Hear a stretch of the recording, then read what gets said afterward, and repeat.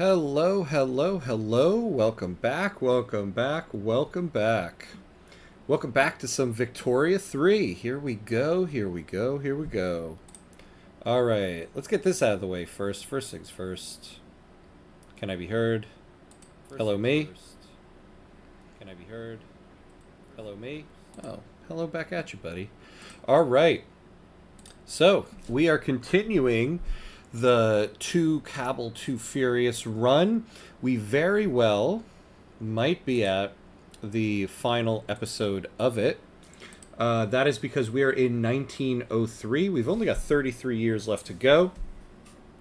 So I feel like we're either going to reach the end of the run tonight, or it's going to we're going to have to do like a very, very short snippet in another episode just to finish it. Now, we had some very interesting developments in the last episode. Russia made a move on us. We made the best of it. And you can see we pushed them pretty much... Oh, I'm getting an echo. I am getting an echo. Where am I getting an echo from? Am I getting an echo? Oh, no. I don't know what is wrong with me. I'm hearing the game sounds in my headphones.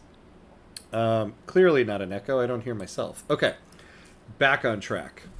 So we had some interesting developments. Russia made a move on us, so we decided let's go for it. And we pretty much pushed them out of Central Asia. We liberated Kazakhstan. Now, we got everybody out of the Russian power block except Coquelin. I don't know what happened with this, because one of our war goals was to liberate them. And it, for some reason, didn't happen. So, Coquelin is still in there. Now, Great Britain also made a move on us as we were gearing up to fight Russia for this, so we just pretty much had to let it go. So we do have to get Great Britain out of there, but we are now a great power. We are now a great power. Hold on one second. Let me make sure everything's okay here. Oh, all right. Hold on one second, just to do a quick maintenance thing. Just so I can get this out of the way now. All right, be right back in 2 seconds.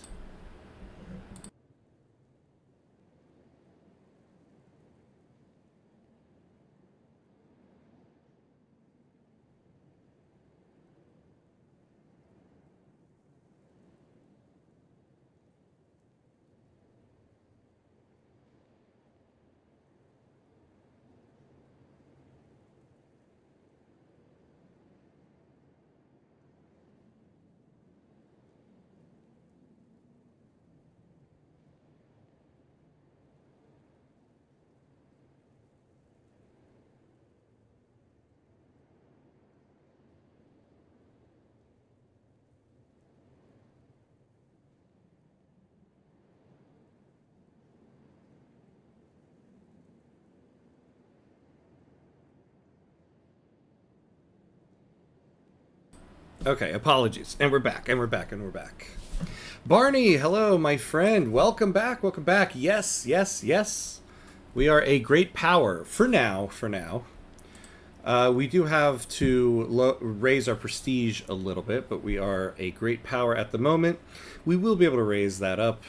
We have a couple things hindering it at the moment. And we have a shot to win the great game here.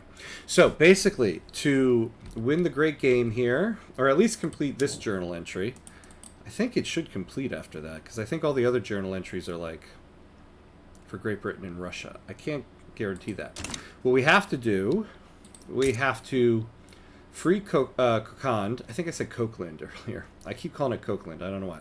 Kokand. We have to free them. And then Russia will be totally out of Central Asia and Persia.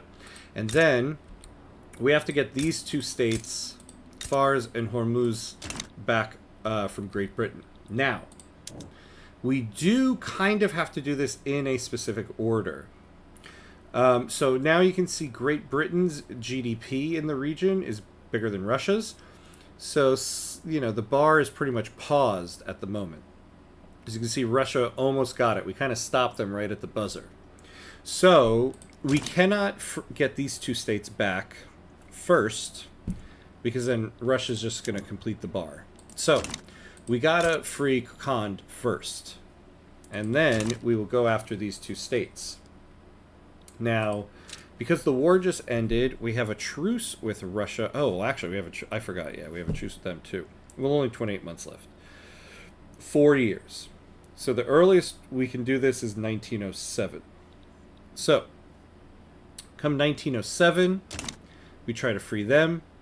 We see where we are afterward, and then we get Great Britain, which doesn't seem to be so bad, but, you know, we are in 1903. We only have 33 years left to do this. So,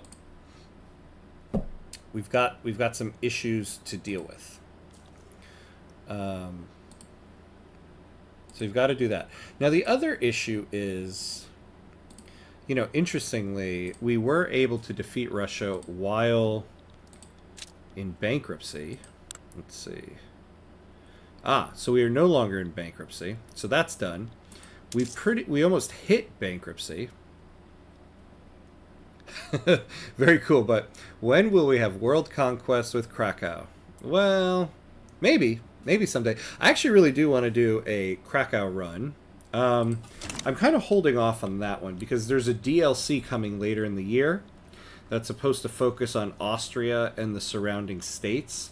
So I think you can assume it will have Serbia and Romania in it, but I wonder if it's going to have something for Krakow because they're involved with Austria as well. So I'm kind of waiting for this region until that DLC comes out. My thinking is when that DLC comes out, if they don't have Krakow included, then maybe a Serbia run, but we'll see. All right, so that's the goal now. We do have an issue with the fact that we are very close to default, but you can see we have a positive budget. However, our construction queue is paused. Not for any reason of my own, because I always say don't pause the construction queue.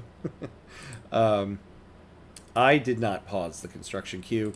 The construction queue was paused on me when we went into default. But I haven't unpaused it yet because if we are going to tackle this war, we got to get this down. So what is the objective now with Afghanistan? The objective is still win the Great Game. Because to complete this journal entry, all we got to do is free Kokand from Russia and get these two states back from Great Britain. And we now have an army to kind of battle for that. Okay. Russia's military has really beefed up. Since the war ended last episode. However, we do have Big Daddy France on our side now. So that's good. Now, I would like to get an alliance with them. We're kind of close to it. Yeah, it doesn't help we're in a different power block now. Maybe that was a mistake. But they are friendly with us. So that's right. And at the very end there, we formed the Central Asian Union. We still don't have a backdrop. I wonder why that is. I don't think we can edit anything. Oh, yeah. Yeah, there we go. Oh, you know, I never noticed. It has, like, all the flags there. So the pattern. Yeah, something is messed up. It's not letting us have a pattern. Whatever. It is what it is. Now, we got to get this down. Luckily, look at our interest rate, 2%. With $24 million in debt, we're only paying 10K in interest. So that's not so bad. So, well, okay, so I was going to say, oh, we could sell buildings. But we are already on laissez-faire, so our buildings are already up for sale. Yeah, we don't need any bit of that. Now, we can get another company, because our steel company went out of business. What I would like to get is the other military one. This. Because the prosperity bonus will give us a minus 10% military goods cost, and we also could use some throughput bonuses on this.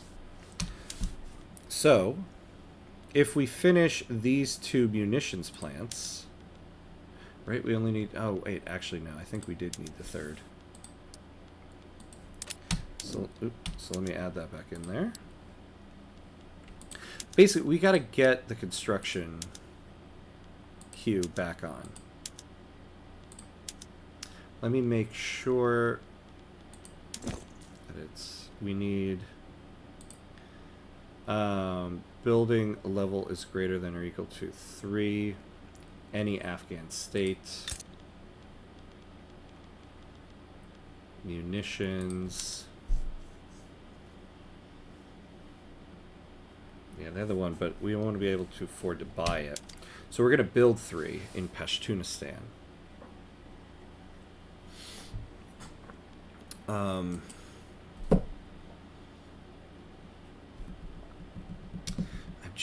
I know if we turn this construction queue on,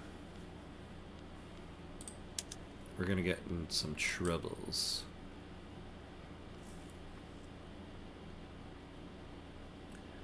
So how do we want to approach this? Now, the other thing is we really need multiculturalism. We're 6 months away from human rights. So that's what we're going for next. This coup is going to give us presidential republic. So that's good. In terms of budget, we got to get our prestige up. So we're going to add in some taxes. This will bump up our prestige. Yeah, we're not going to be able to lower that. So let's unpause and see what happens here. Nadir Maxim has offered to spend some of their personal wealth to fund the creation of a university in Sindh. Though this will likely give the industrialists some influence. Yeah, it sounds great to me. I'll always take another university. All right. Excellent, excellent.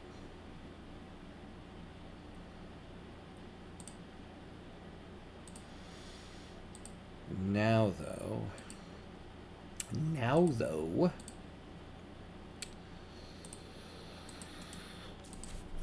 All right. So let's keep an eye on this. So this is gonna stay where it is. We really need to get out of debt here.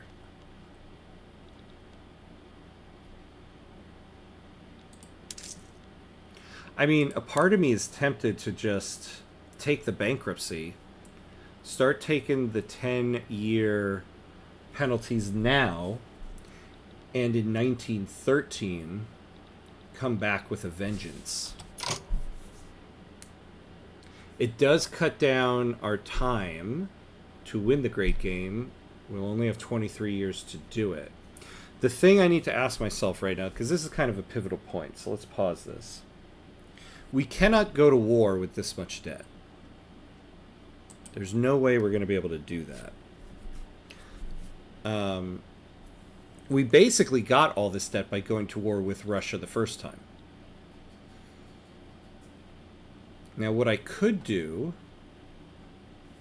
is lower taxes and everything, bring up our prosperity, bring up our prestige by giving military power projection, all that stuff. Oh, yeah, and look at this, and get that up. And just barrel our way into bankruptcy. I mean, I know I say you shouldn't aim for bankruptcy, but we don't have the time to get out of debt. And in terms of the buildings we own, I mean, we own quite a few buildings. The thing is, like,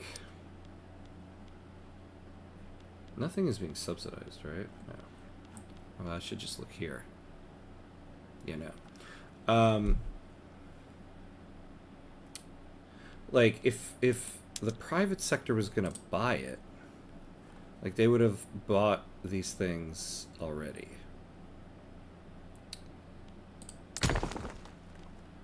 Like the sulfur mines. Highly profitable.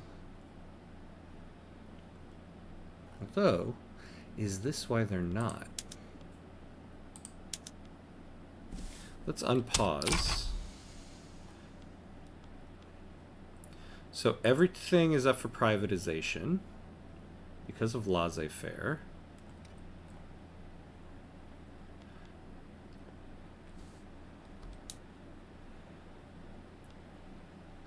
So let's get rid of the input goods shortage.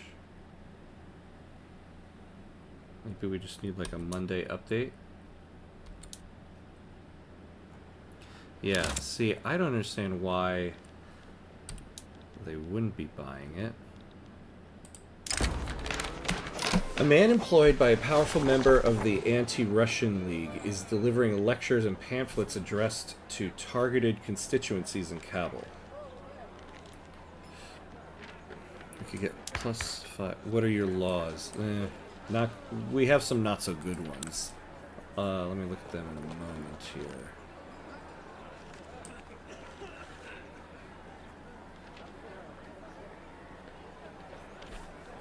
We don't really need the extra, or the extra legitimacy won't really help us at the moment.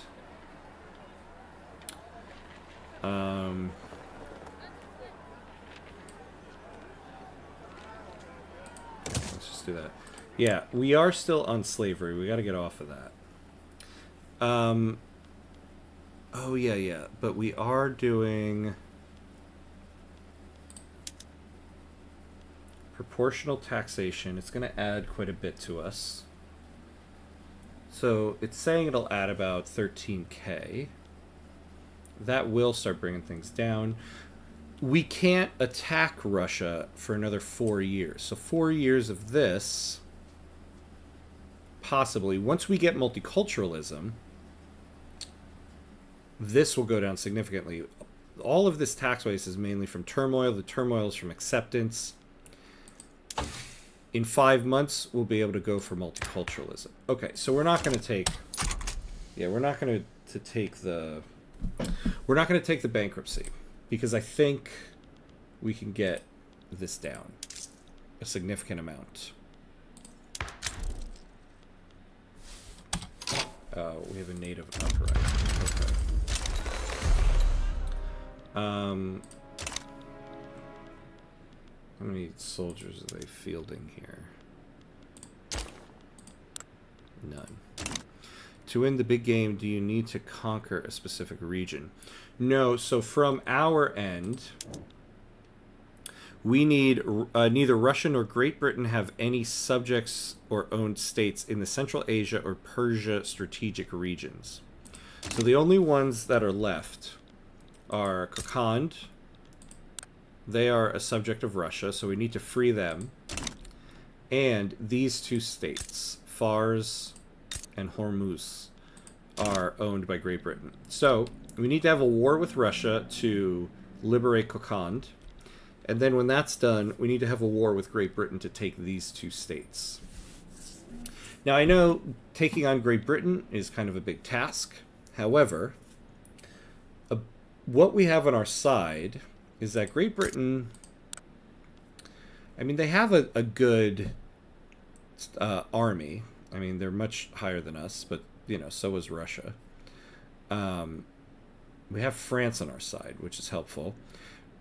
Great Britain's big thing is their navy. And though we have a lot of trade going, we don't have any trade that is important for war.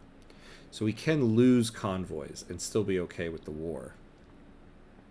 Damn, the English screwed you over in those two. I know. It was crazy. The moment... Because Russia is the one who declared the play against us. And so we had to fight that. and we were taking them on. And as that diplomatic play was going, that's when Great Britain made a move for this. So we had a diplomatic play against us from Russia and Great Britain at the same time. And we survived to tell the tale.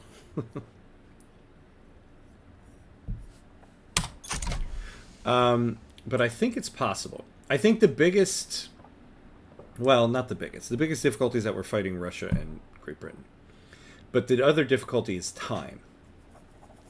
We only have 32 years left in the game. Now, why... Oh, wait. Hold on. Let me not forget about this diplomatic play that's just been created against us. Okay,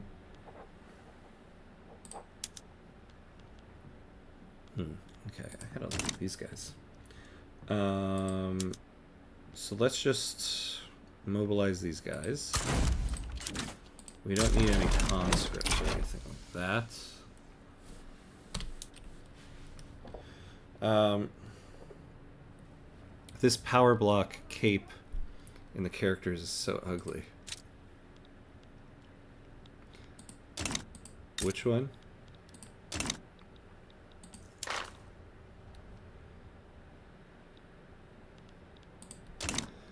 Oh, is it the one with... which ones have the cape?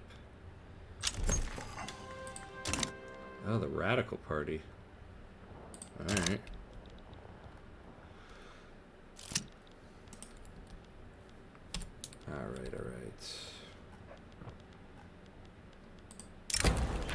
Alright.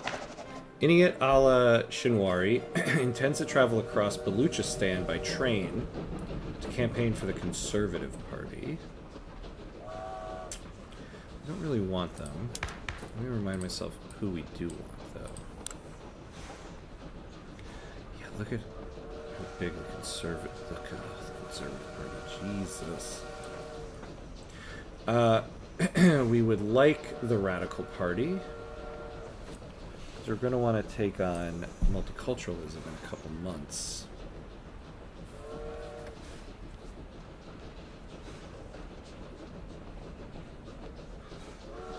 Let me see what's going on. Yeah, look at that. The Liberal Party is winning. Okay, so we really can't let them get a lot of momentum.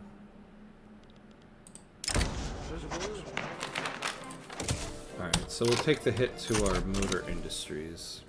Some European characters, such as Austria or leaders of power blocks, may have a cape. It doesn't match the characters at all. Oh, you know what it is? I think the German one, they always have a cape.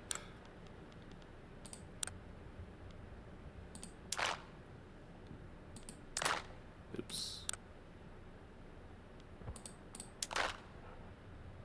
Yeah, they have like this little thing going. Yeah, where's the Austria one? Yeah. Yeah, there's that Austrian cape. Who's this? The Jazz. Oh, in Egypt.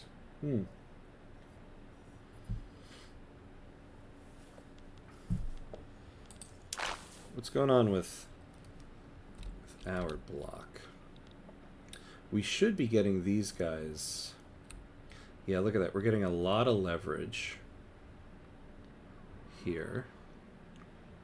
So over time, we should be able to get all of these guys into our block.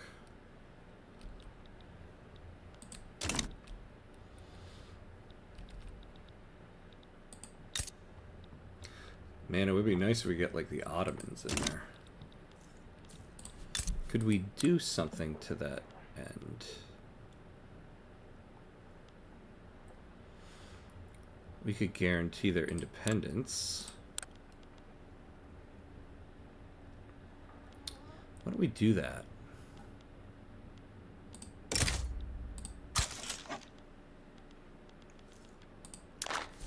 Getting the Ottomans in there would not be so bad.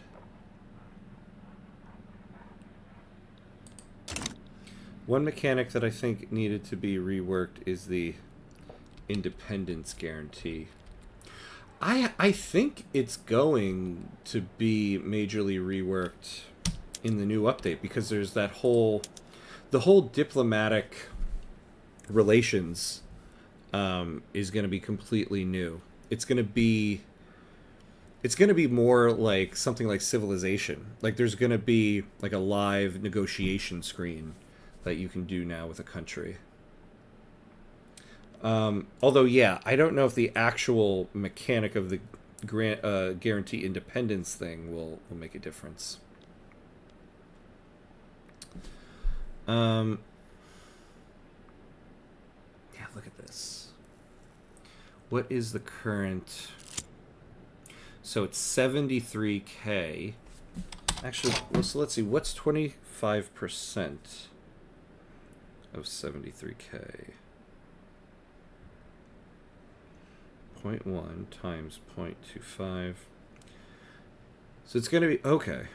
It's going to be about 18K we'll end up having to pay if we turn on the construction sectors.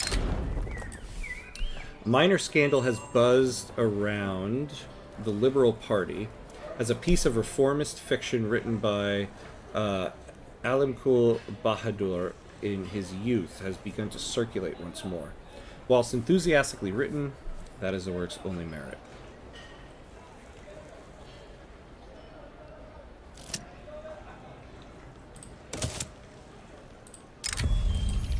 Ibrahim Kazem, a general associated with the industrialists, has been accused of grave disloyalty. Ibrahim Kazem claims that this is nothing but a plot by subversive elements to remove a barrier to their rule. No way, baby. We want this coup. Ooh, yeah, this will be bad for our authority.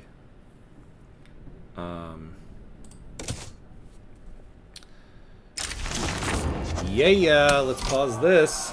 The industrialists have successfully orchestrated a coup against the Afghan state. Nadir Maxim has proclaimed the previous government illegitimate and declared the establishment of a presidential republic under provisional absolute rule. Wait, provisional absolute rule. Ooh. Oh, I didn't realize that. We now have oligarchy. But we got the real Afghan flag now. Yay, we have oligarchy.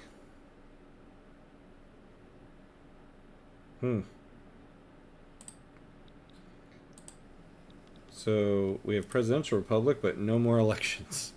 The way it is horrible. There's no criteria whatsoever. And this creates world wars for vulgar reasons. Like a random tribe in South Africa. I think there had to be a requirement. Type, have a cordial relationship with the country. Yeah. But if you think about the actual reason for World War I, you know, oligarchy, the Chad autocracy, the virgin oligarch, yeah. All right, well, constitutional monarchy with a king. Ooh, and yeah, look at that.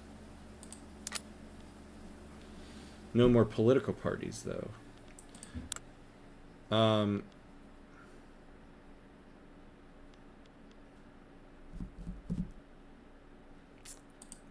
Wait, weren't we just passing something? All right.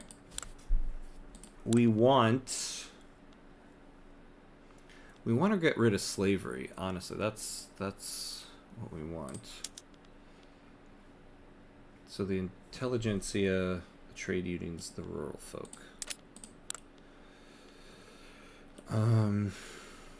So let's clear everybody out except the industrialists. Because we need... yeah, +10 legitimacy from including the head of state in government. So we want them in there. Can we get...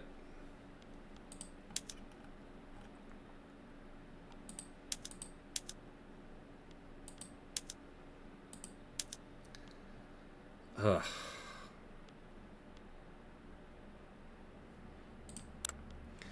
Alright, who opposes it? Just the landowners.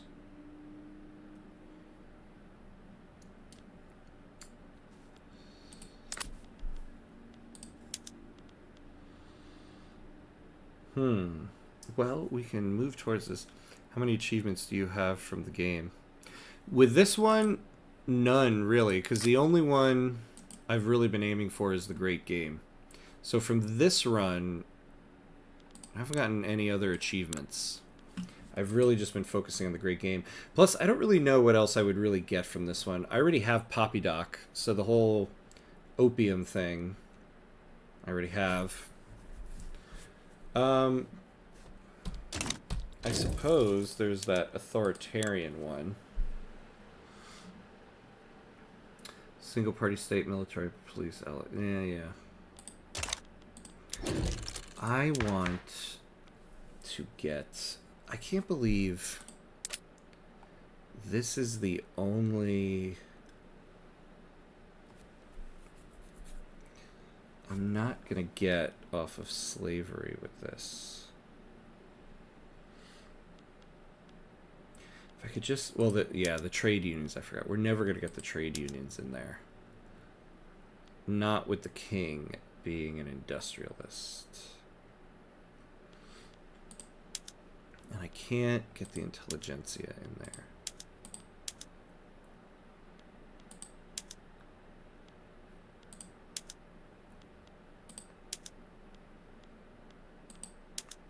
Yeah, no. Alright, what about the rural folk? Yeah, this isn't gonna work.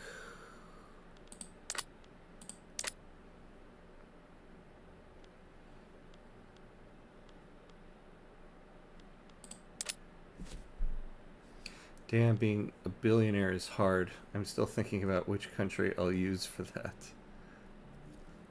Oh, to get the 1 billion GDP. Yeah, I kind of want to have a... I'll probably take the United States for that one. And try to get the economic objective. Alright, I think we're just going to have to make up the government like this. Unfortunately.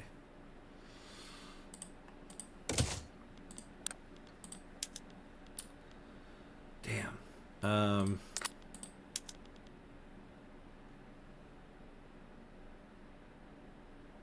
But we are going to try to get universal suffrage then.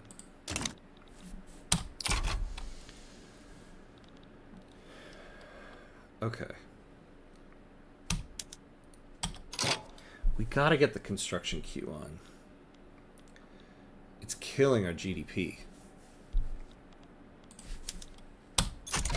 Let's see what happens here.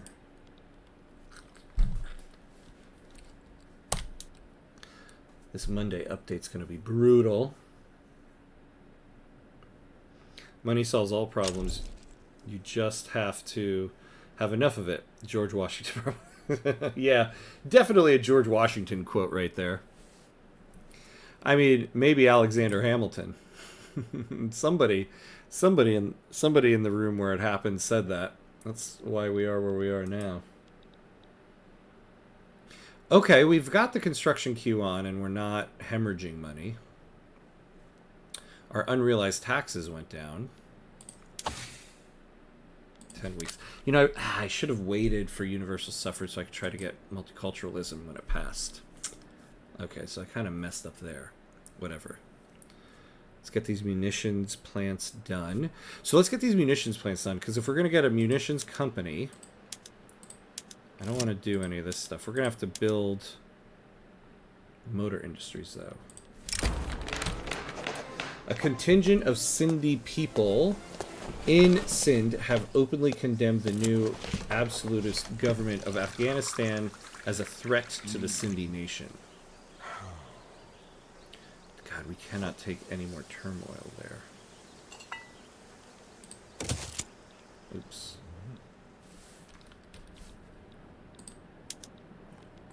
I hate how... Look at this. Oh, a little icon popped up right in front of it. It's so annoying. An explicitly partisan newspaper founded by members of the Shiite rights movement in Herat has published its first issue. Between advertisements and political cartoons, it hosts ruthless critique of government policy. Remind me what these guys want. Yeah, they want total separation. What are they? They're at agitating right now. Yeah, I don't want to give them more activism. You said you were a snob when it comes to pizza. But what about sweets? Oh, sweets not so much a a snob. I don't mind some sweets. I do have type 1 diabetes, so sweets are not a big part of my life, but I can have some. I'm on an insulin pump, which gives me a lot more freedom than people realize when it comes to diabetes, but so I do have some sweets every now and then, but not, it's very, very few and far between. Actually, most of the time I have sweets, it's mainly just to raise my blood sugar because my blood sugar is too low. Where I live, there are places that serve sweet pizza. Oh, sometimes with chocolate, scoops of ice cream, and stuffed crust. I even like chocolate, but I think it's a bit too much. Wait. So, but pizza, like you mean like it's bread, and it has that stuff on it, or is it like a big cookie that's shaped like a pizza? Because two very different things there.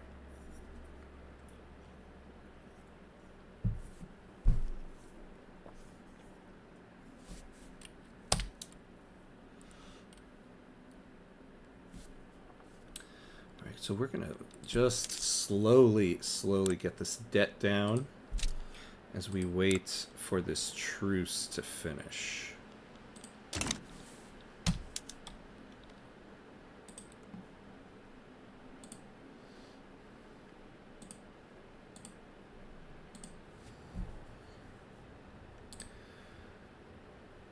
All right. Man, we have a shot at this great game, but we have some things hindering us here.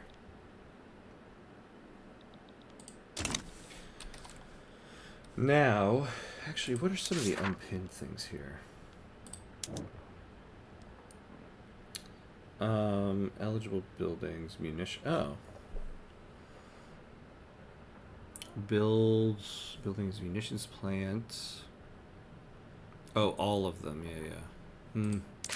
Yeah, look at that. Okay, so we're finally down to being a major power, which is fine.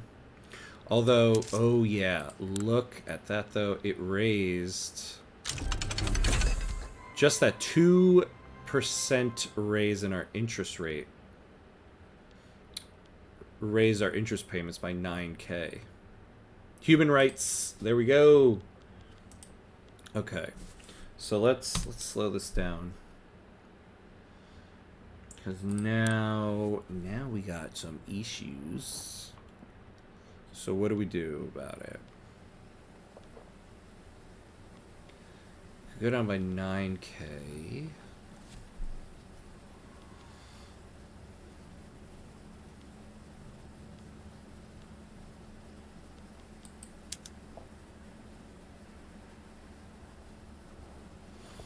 We get tax furniture. We get 11K, but we'd be adding 2.5, 3, 5.5. Yeah. We could lower taxes. That a lot of times does bolster the economy. So we gotta do something though.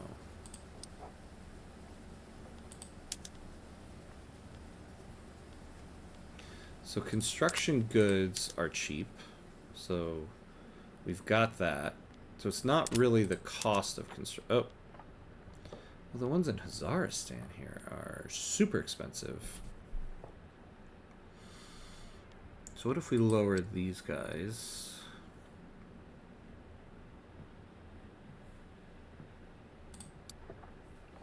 Alright, so that brings us down to 10K.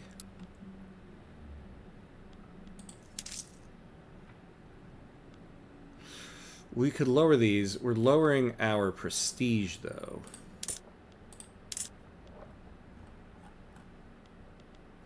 But we have enough room for it right now.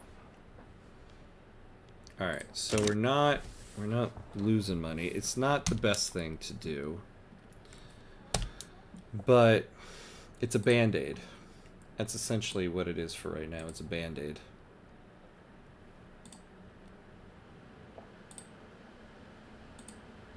Alright. Oh, wait. It's real bread. It's the same as conventional pizza, but the filling is sweet. They're quite outrageous. Wait, I think I can get a video. I sent a video on the email. Okay.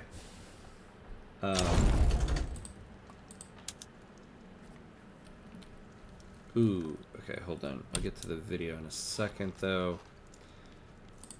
Yeah, we do not have a balanced budget here. This might lower it, actually, a little bit. Let's lower taxes. Or, I mean, a photo. Let me take a look.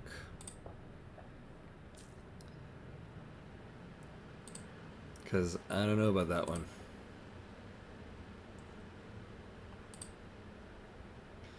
Oh my lord.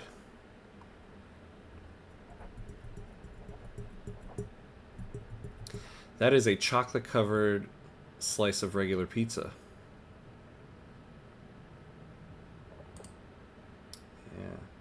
Yeah, I am taxing absolutely everything. It's not great. That war with Russia really messes up. I don't know. I think I keep trying to put off the inevitable. Okay. So here's the thing to consider. We can try to fix this budget and make very small incremental moves down. But we have to go to war before the end of this run tonight. I think we just bite the bullet, take the bankruptcy, so that 1914 we go for it.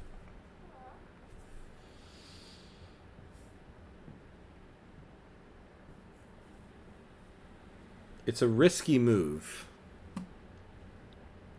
See, the other problem is, though, I'm pretty sure it erases the private. Does it? No. Yeah.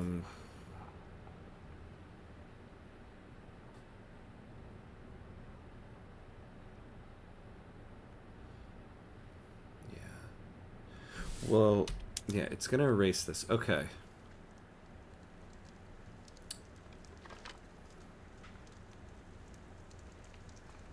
It's pretty outrageous, isn't it? One bite feels like heaven, a second bite takes you there. I think it's too much. Yeah. I don't know about that. Well, I mean, the thing is, first off, it could be fine as it is. It is not pizza, though. I don't know if I would call it pizza. It is chocolate on bread. I'll give it that. It is chocolate on bread, which isn't necessarily so bad, but pizza? I don't know.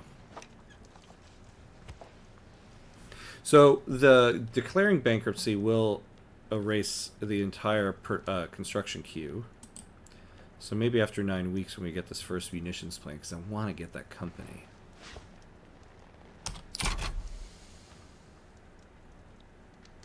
Wait, what's going on here? Okay.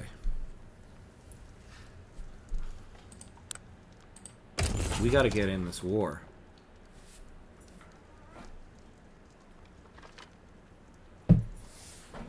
We are in a pickle.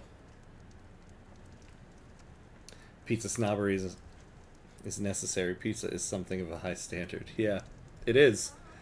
It definitely is. Okay.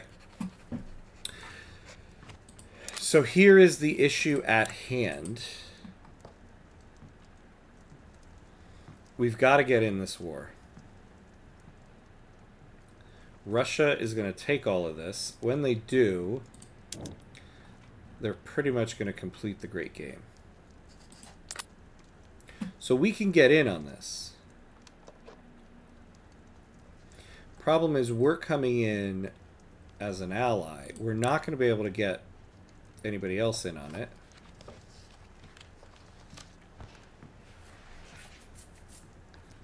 Oh man, if Austria would join in on this.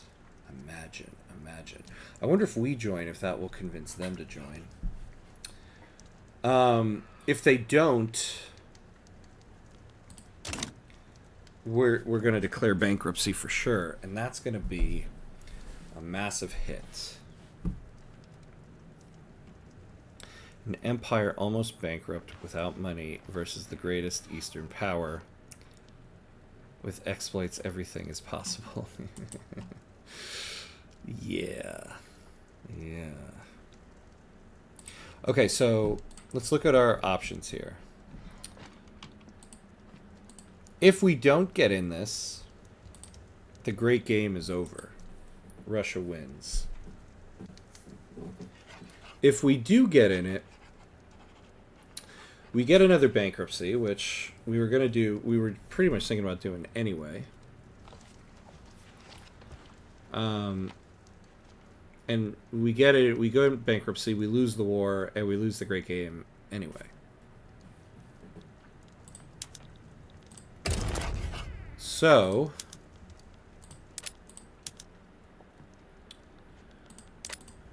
what's the war goal they set? Just war reparations? All right. I get in this. I want... Could I set the war goal to be transfer yourself to me? No.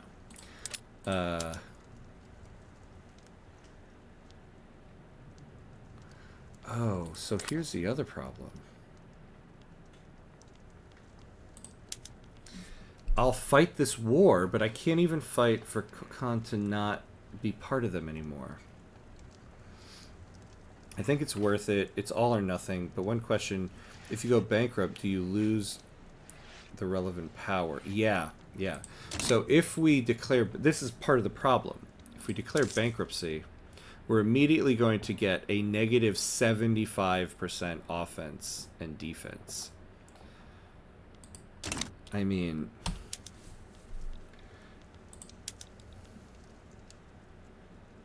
We're not gonna... We won't win the war. What's also interesting is I can't...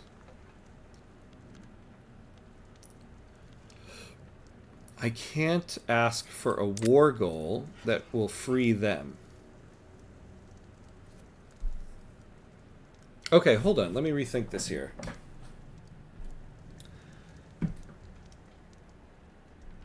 If I get in this war...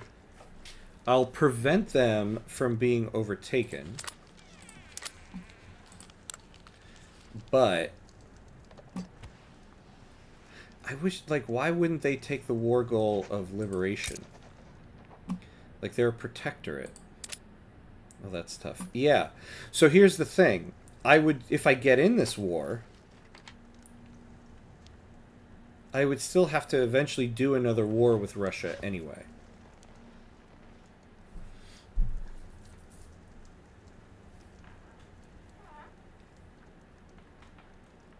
Now, what I could do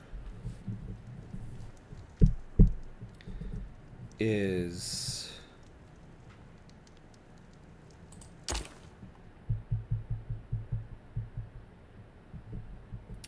I haven't privatized everything, but I'm on laissez-faire, so everything is already up for privatization. So I can't really do more than that.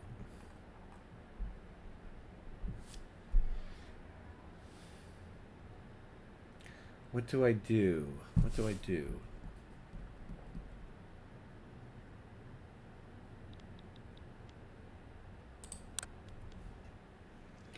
And I can't really...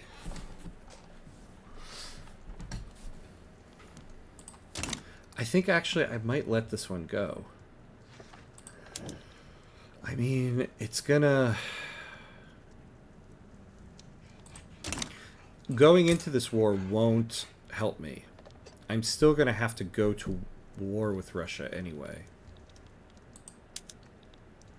They're going to take that state. So they'll pretty much leave them with one state. And then reduce their autonomy.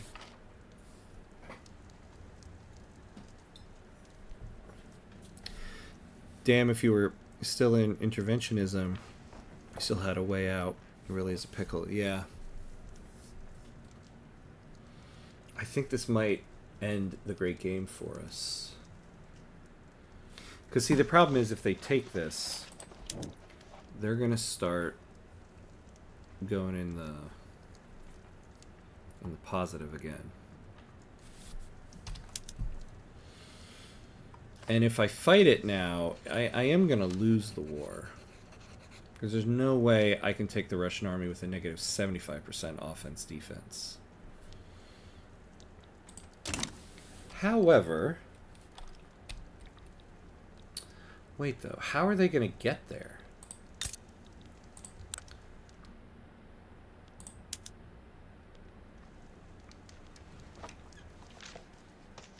Yeah, hold on here.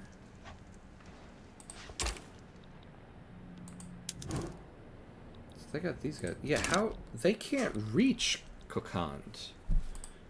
Kazakhstan is not on their side.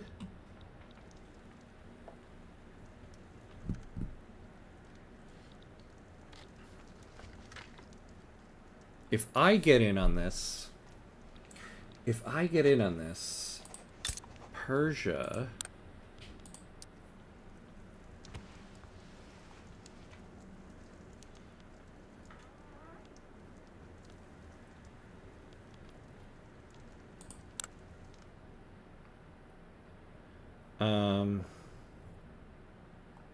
Okay, so Persia won't get in on it.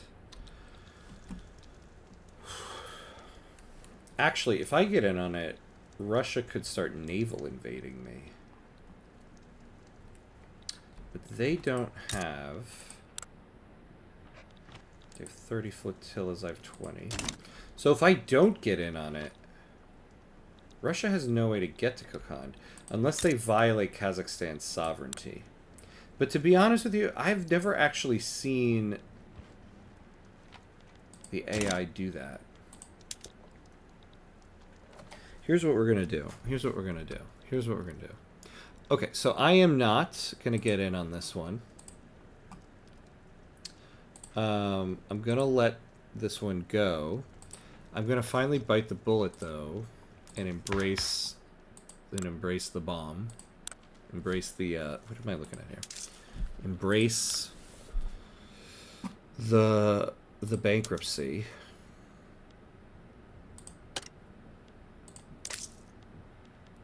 So we're going to stop taxing anything other than the luxury stuff.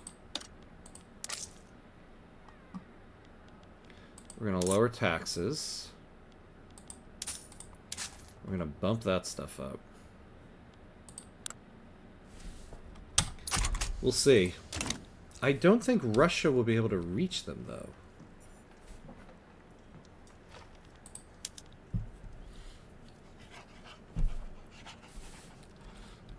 I've never really seen the AI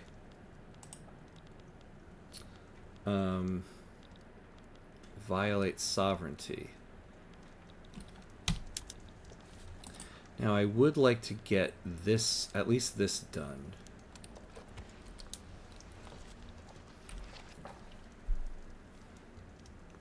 So it's like shooting a target 1 kilometer away with your eyes closed and with one bullet. Yeah, yeah. Basically, that's what I'm reduced to here.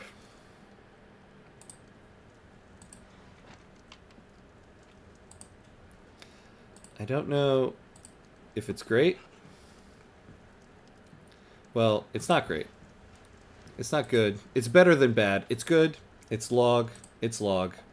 Come on and get your log. That's what I've got in this situation is a log. What? Ah! of all the situations, it was not better than bad. It was bad. Damn. Okay. So in the end, it was just bad.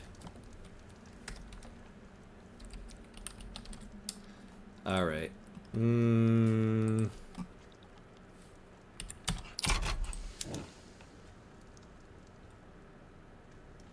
Let's see what happens when we get like a Monday update on this. Well, interesting. There's no real change on that yet.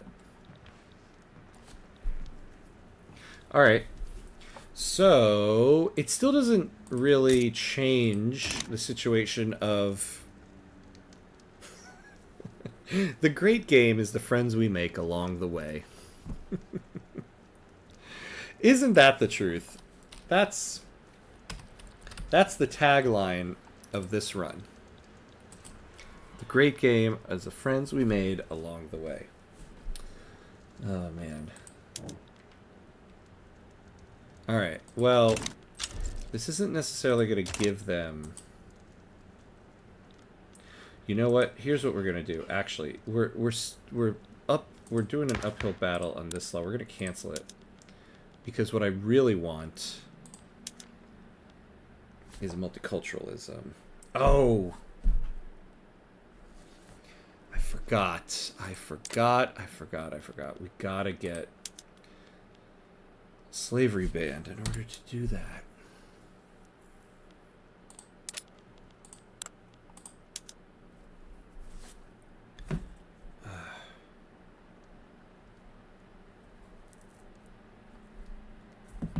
All right.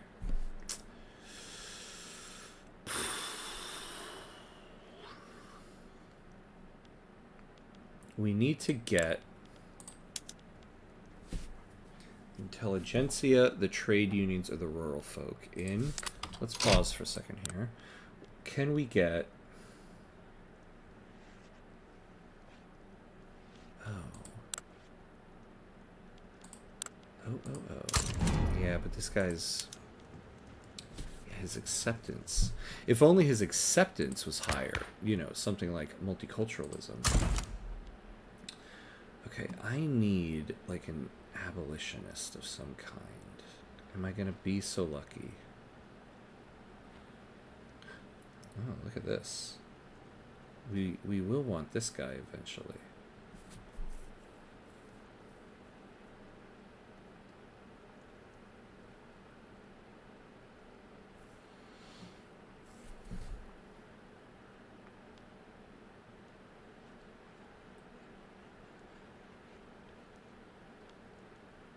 New ethno-nationalists, that's not good.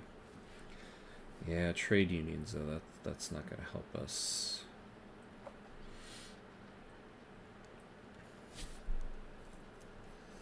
It's not looking good.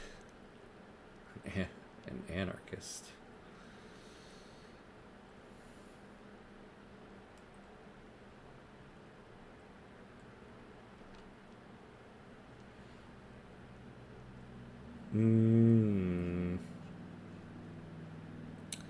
I'm not seeing much here to help us.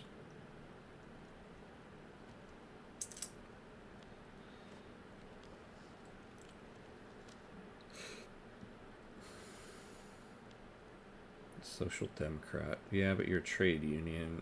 I need somebody else.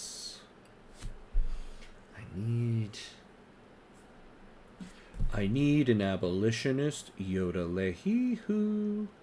I need an abolitionist, yodel-hee-hoo. I need an abolitionist, yodel-hee-hoo. Why? So I can free you.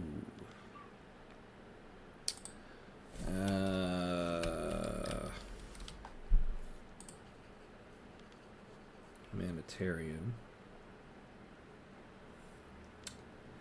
Yeah, but again, you're intelligentsia. Communist. There we go. Hello, buddy. Corporatists. Nope. That won't help us. Alright, so there's nobody here that will really help us with slavery banned. Now this guy... So, it doesn't say what his religion is. Because if we change the religious laws... Oh, well, his interest group is the Sunni ulema. Yeah, so he's... probably Sunni. Okay.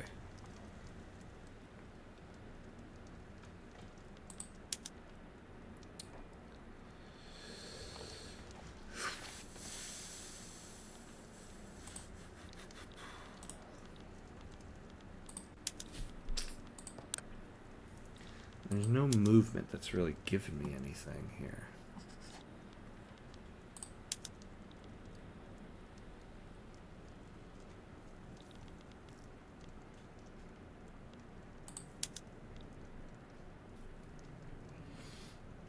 It's crazy that I can't get a movement that's going to support the damn slavery band.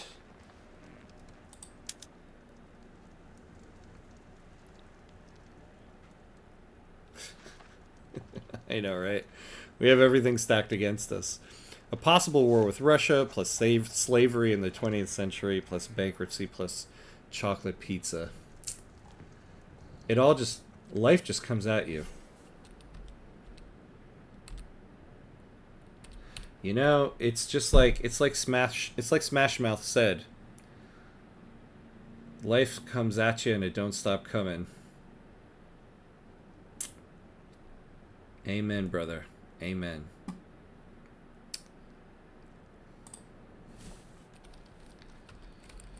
Alright. Here's what we're going to do. We're a little past an hour. I'm going to take my bathroom break. Get another drink. Sometimes standing up and stepping away from the computer gets the brain moving. So, we're going to take a quick 45-second break. Going to think about this, and then we're going to come right back. So, 45 seconds. I'll be back.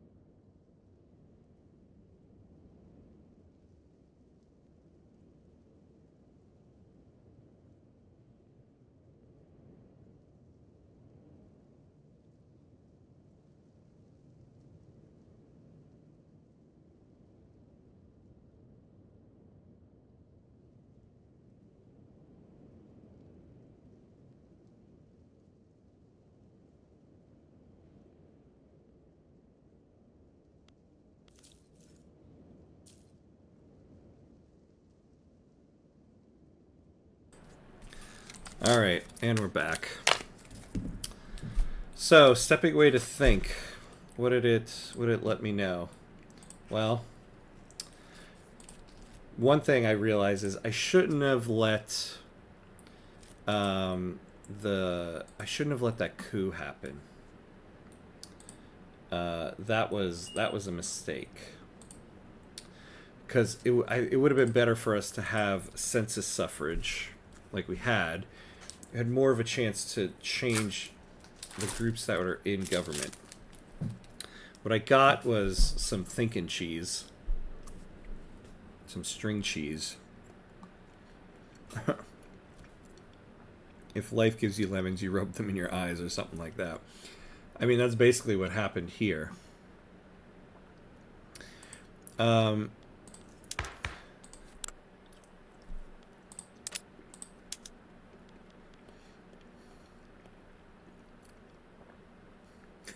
It's more than 45 seconds. I'm going to unsubscribe.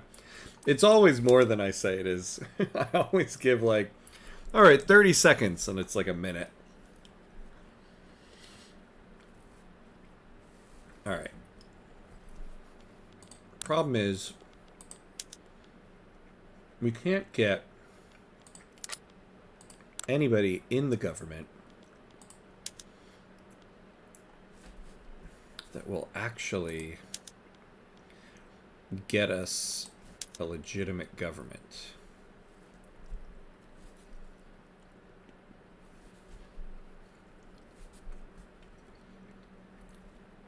Now,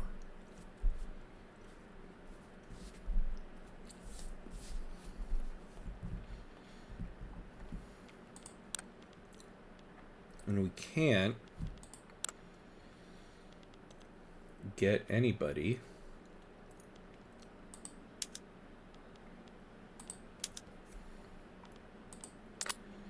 of any significance. Look, I'll be honest, in a situation like this, I would have already rage quit. How do you do?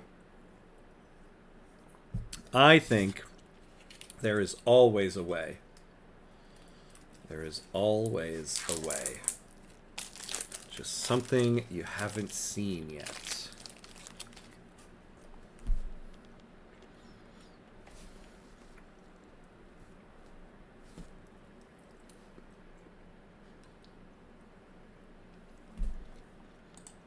I'm surprised. So this guy, has he gotten...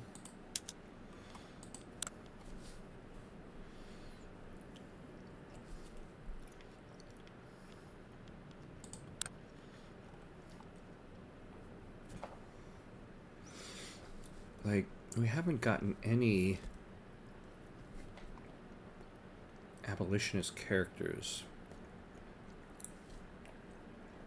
Yeah, with a lot of faith and tons of opium, everything is possible except slavery banned. There's something I'm not seeing.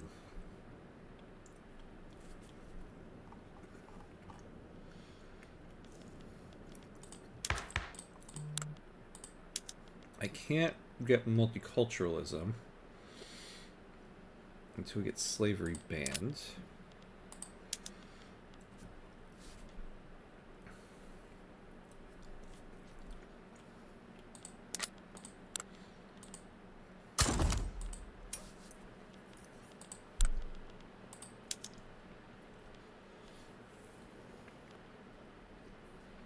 I mean, we could go to no migration controls.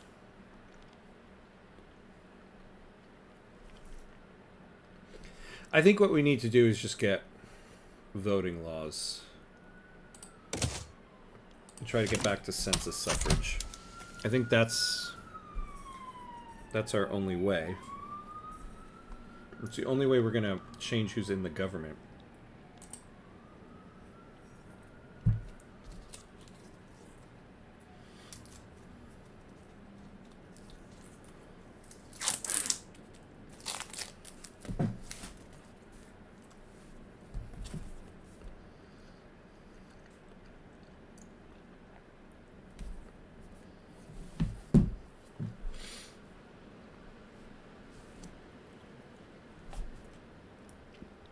Yeah, look at this. Well, alright, so what are we researching now? Yeah, 10% minting. I mean, I'll take that.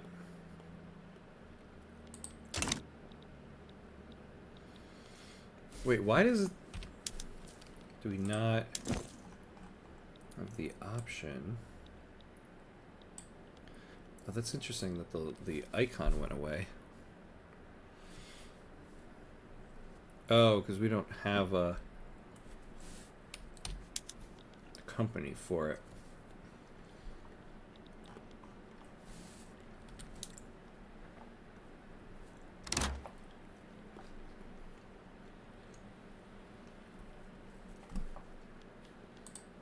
What is this?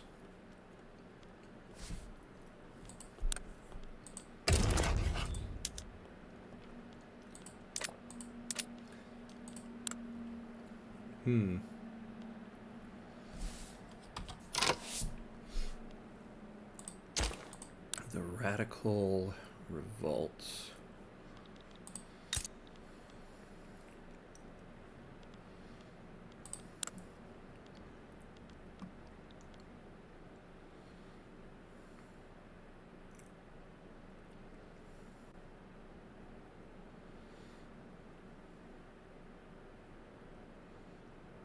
Okay. Why are they antagonistic to us? Maybe we support this Radical Revolt. Although it's interesting they don't want us. Oh, because we have a truce. Well, then maybe we take an obligation from them.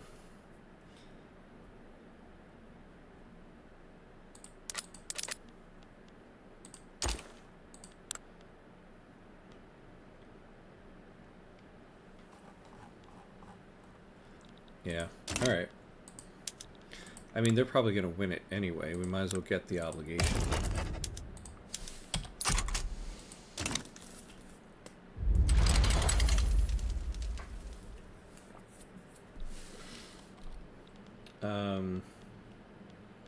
Yeah, we might as well activate a military. We're going for bankruptcy.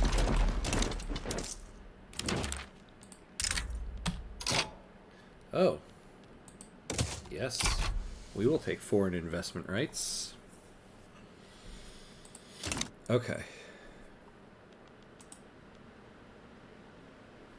Oh, you know... So we built that one munitions plant, but somebody's just going to buy it from us anyway.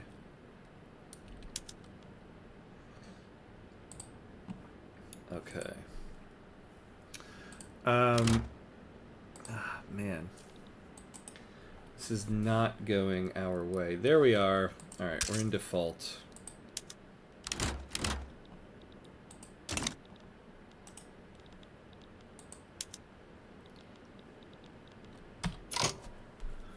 So...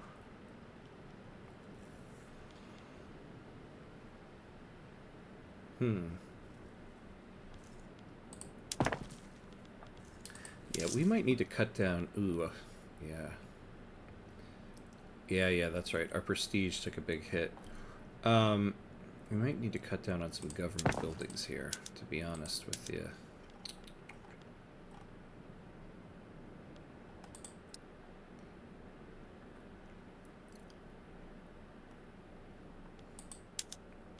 Yeah, like, why do we have one in Merv? Although, yeah, we need the bureaucracy.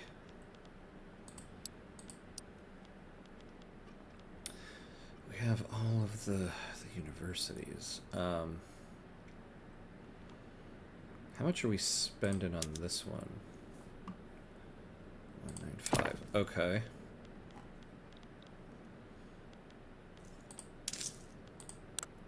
Oh, yeah, that's right. Well, we can bump things back up to a normal level here. Yeah, defaulted on debt. Well, we took the bankruptcy.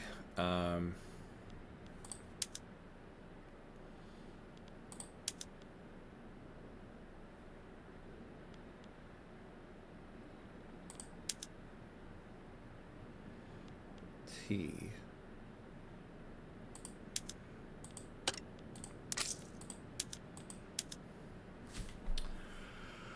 Oh boy. Well, all right.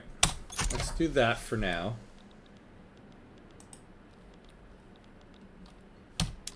Build up our reserves here.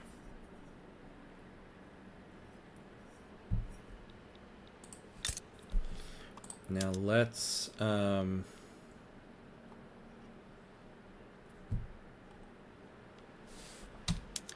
what's the private queue doing here? All right. So we do want to add one. We're going to have to buy these anyway, but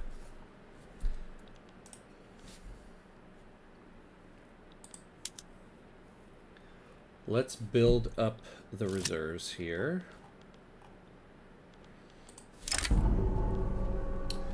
Sunni ulema are dissatisfied with the inclusion of the industrialists in the Afghan government. I don't really care what you guys think about it, to be honest with you. Oh, look at that. Yeah, we need to make them happier.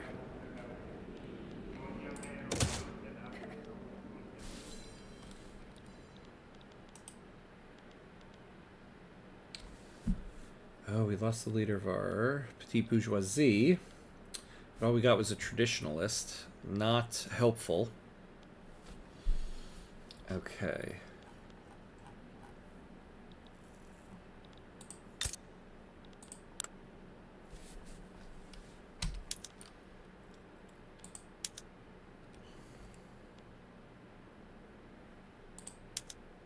We need this one munitions plant. Well, and then we're going to need to, like, buy 2 more.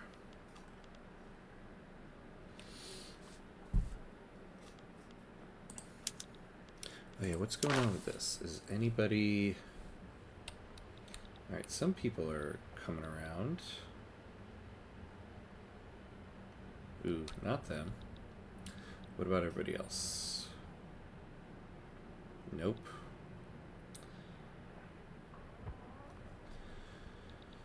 Oh, man. You know, we did great with the war against Russia, but it really ruined us. Ultimately.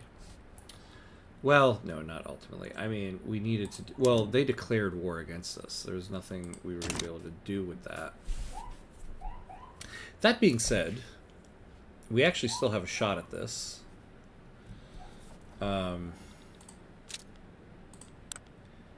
We just need...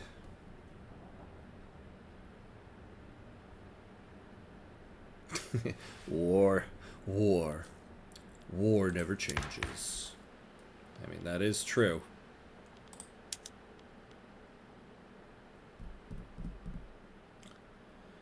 At this point, too, mass conscription would be very beneficial to us.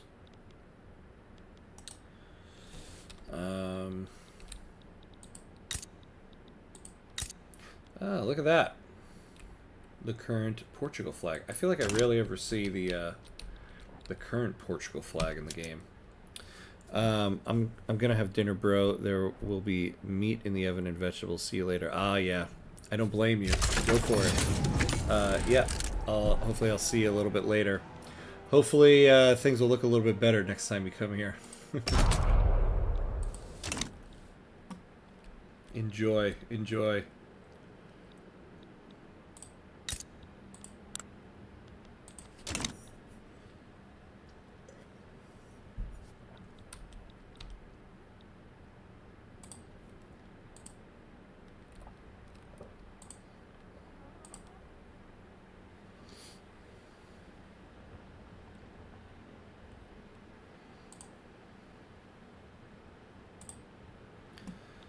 All right. So I think we can still make this move on Russia. Although, you know, so I'm saying this, when we fought Russia before, they had a much weaker military. Now they have a big one. Are they still on peasant levies, I wonder? Yeah, they are. So they have this massive military. Oh, well, hold on. Their military just took a massive hit. Okay. Whoa. Look at the United States. The U.S. has a president named Lula. Lula Turnaspeed. All right, President Turnaspeed. Why are you so... Why do you want to antagonize us? Why are we a natural enemy? As a threatening force in geopolitical affairs. Oh, to oppose our expansion. We don't want expansion. We just want to kick the butt of Russia. You don't like them either. Yeah, you have a rivalry with them. Do we need to declare them as an actual rival? Is that like the deal here? Oh.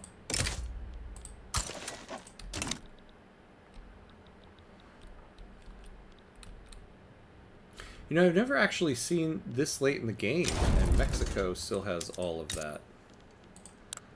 Look at you, Mexico. Good for you. Now... Oh, and look at that. They never took the Indian territory. What an interesting North America here. Alright. Didn't change their attitude score towards us much, though.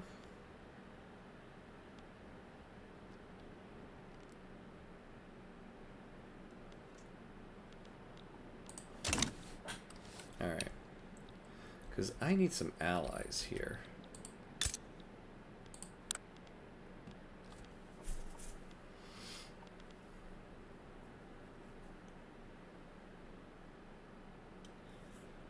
Man, yeah. If we didn't have this power block, we'd be close. If we didn't have this power block, we'd have a defensive pact with them.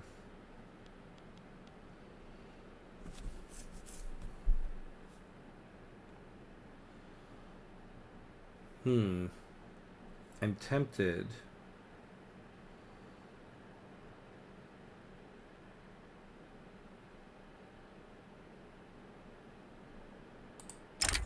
Yeah, let's just do it. We need to get an alliance with France.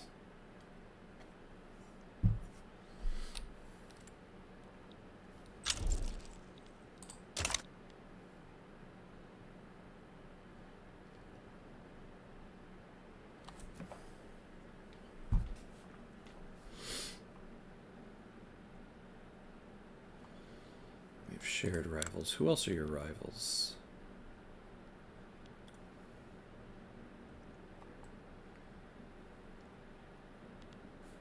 Wait, where's their rivals? Oh, here we go.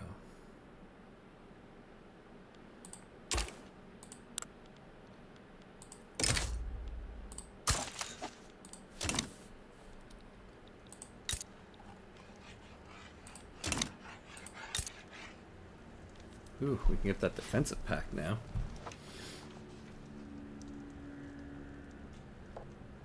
If we didn't have the power block, we'd be... I shouldn't have done that power block.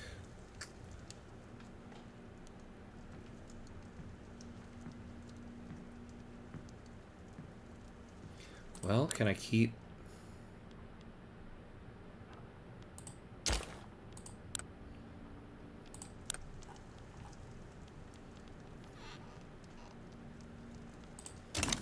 I don't know. Let's let that run for a moment. I don't want to bite off more than I can chew here.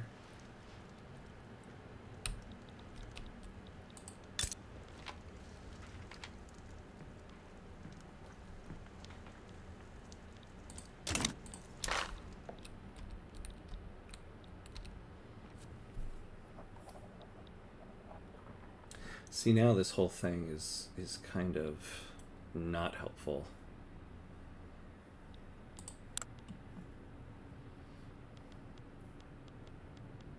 Well, if I left... Oh, actually, if I left, yeah, this whole thing would disband. Yeah. So now... Yeah, let's form an alliance. There we go.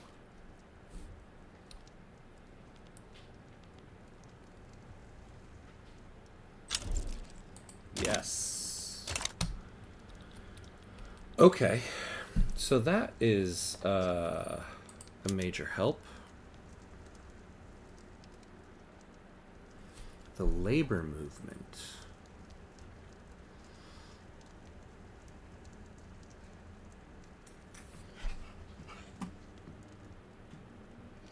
Yes, still not helping much, labor movement. Still not helping much. See, what I need is... I need to get this... I need to get slavery gone.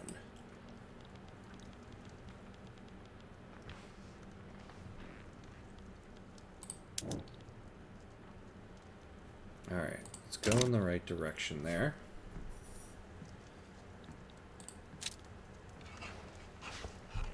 So 9 years. Yeah, so 1914. You know, okay, I wonder if we can get... So, I'm pulling out the handy-dandy calculator here. 63k times 0.25, 1575. So yeah, we can kind of turn the construction queue on here. Let's see what happens. Yeah, not so bad.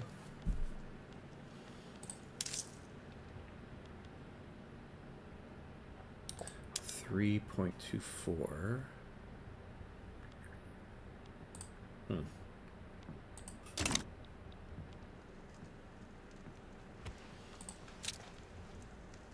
Which timed modifier is this? Uncertain military loyalty. Oh.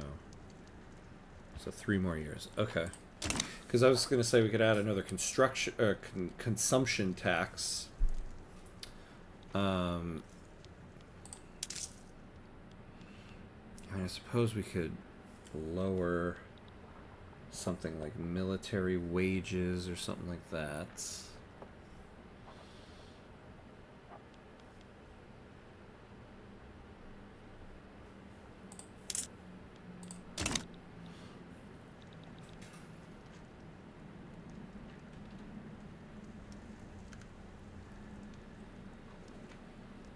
Yeah, we're probably going to go down to a minor power because of this bankruptcy, but it's okay. We'll very quickly bounce back from that. As long as this stays where it is.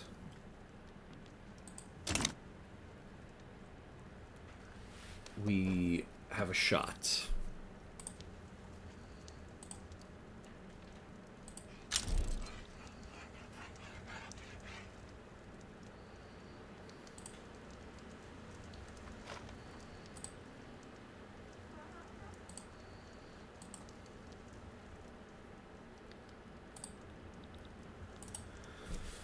Alright, so we'll finish this up.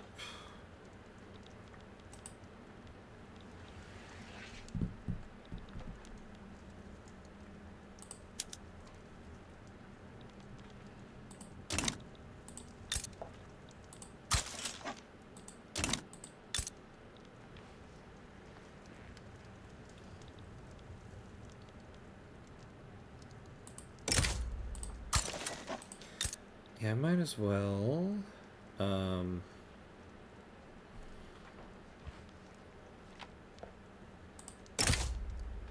I don't want to give you... I'll guarantee your independence.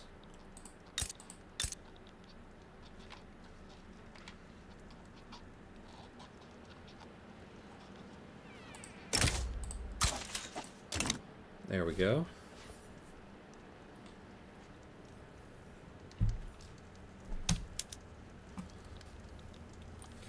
Then we can start working on some of the military here.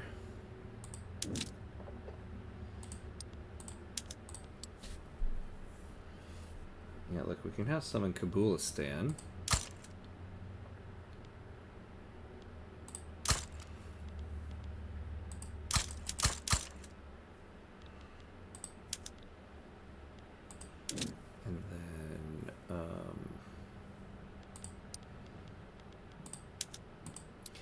We got a whole bunch of job seekers all over the place. The Great Crusade has formed. Alright. So we're pretty much building up in other countries right now. Oh, we lost a general. Okay.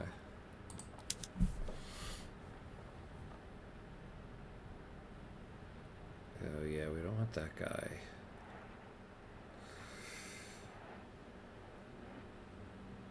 Okay, maybe this guy.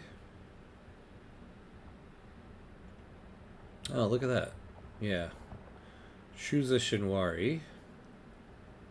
Yeah, we'll hire you, buddy.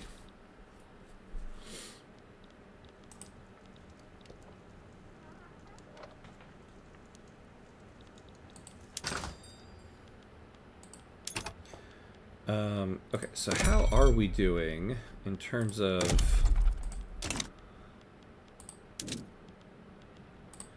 infrastructure?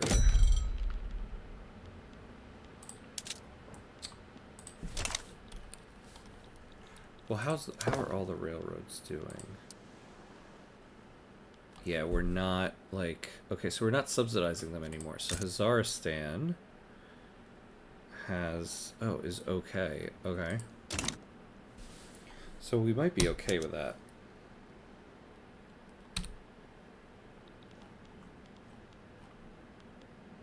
So our next checkpoint here is November 9th.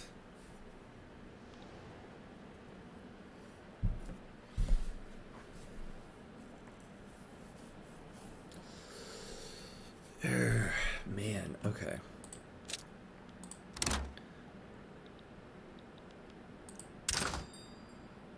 Oh.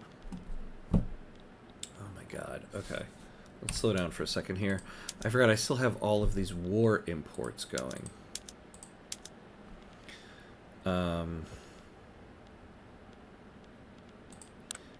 Do I need... Yeah, I don't need most of these things. Well, and also, like... Yeah. So, we don't need to import all of this stuff. The trade unions have expressed their concerns about government decisions clearly favoring the interests of the industrialists.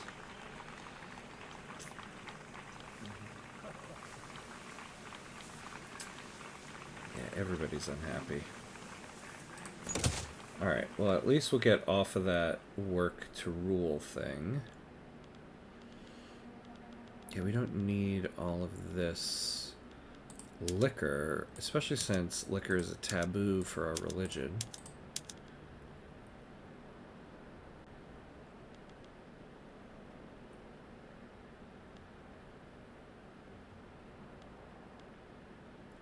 Why are we importing sugar? We don't need to be doing that. Should we be exporting steel? Not really.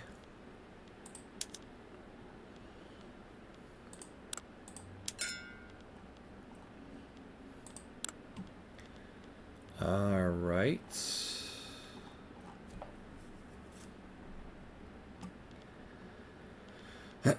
Exporting coal. Okay. Yeah, it's not really... Oh, wait. The trade... Yeah, we still have that trade agreement with France, so it's not so bad.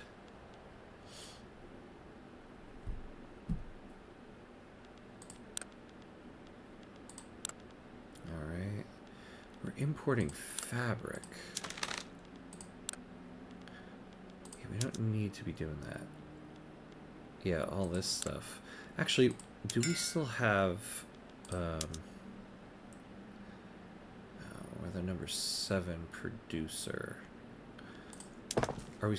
Oh, but we're probably not subsidizing it. That's the problem.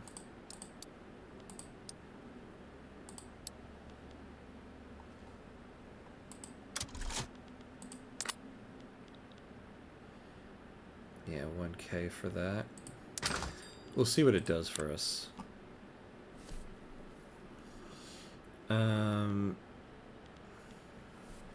Importing fish. Fancy clothes, fancy furniture. Yeah, we don't need to be importing the clothes. Alright. So I think we're good there. Now, can we export more of this?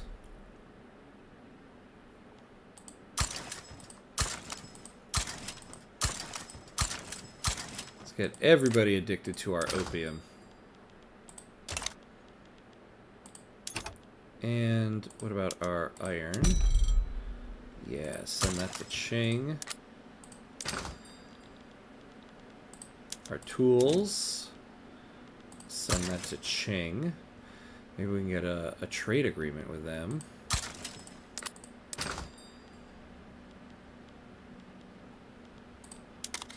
Oh yeah, and our guns. Yeah, Portugal. Alright. Does that mean... How are we doing with Ching? Ching would be a great ally too, to be honest here.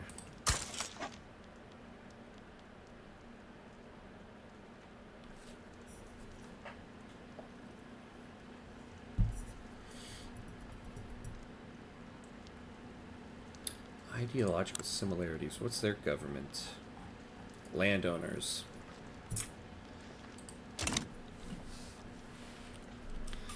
Alright. The Ottomans are landowners.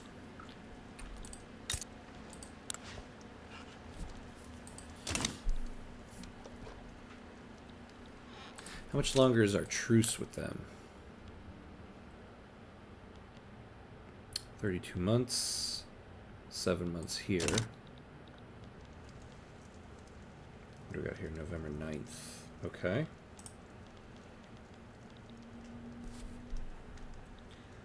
We need to get off of this.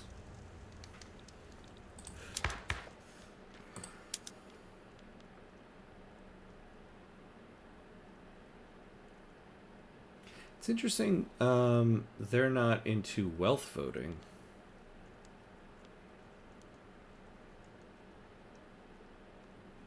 Also seems like more people are into universal suffrage.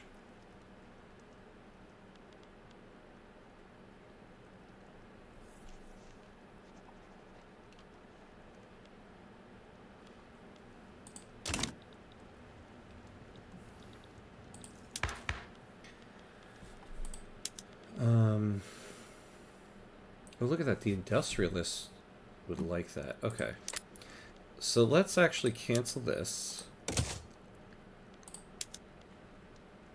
Let's get no migration controls. And wait the 12 months to go for universal suffrage.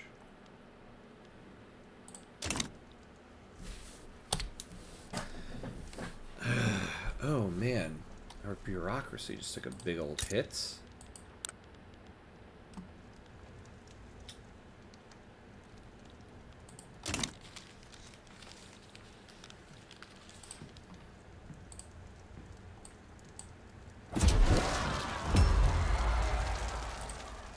The Afghan supremacist movement.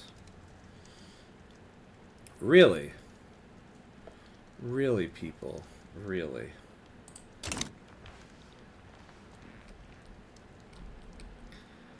Well, luckily the military strength of this isn't too big. So it doesn't concern us too much. but it's not great.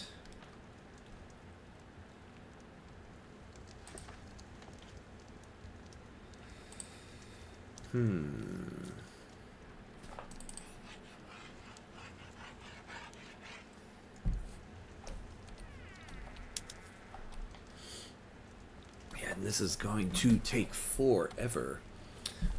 Ooh, and seem to have taken a bit of a hit. Standard of living is suffering. We have a lot of radicals.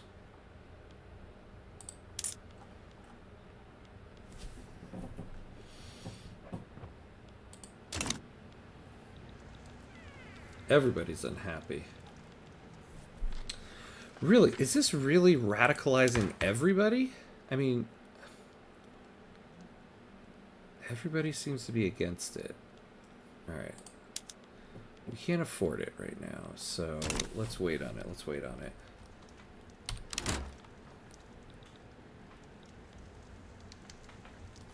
The Sindhi National Movement wants to secede.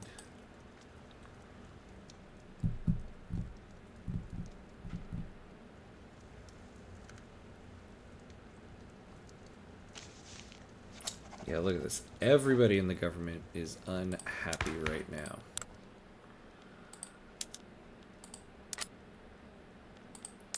So what do we have right now? The industrialists and the Sunni. So if we throw them in there... Alright, yeah. Let's throw the petite bourgeoisie in there. Alright, so sure, let's keep the Sunni ulema in there. We are so close to the contested government.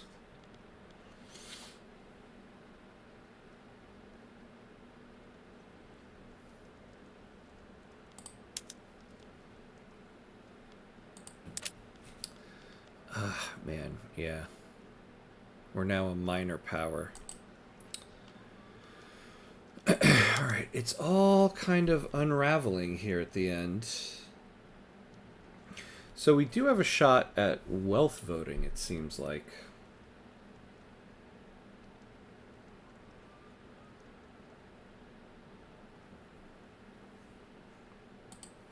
Well then, let's do that. I mean, I just want to get off of oligarchy.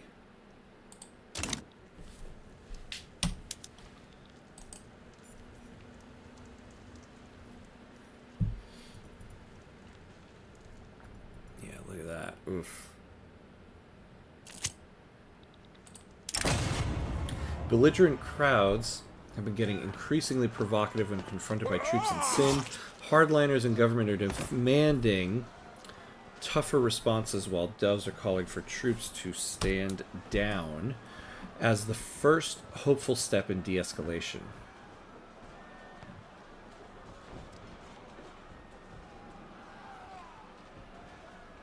Yeah, let's hope we get the loyalists out of this.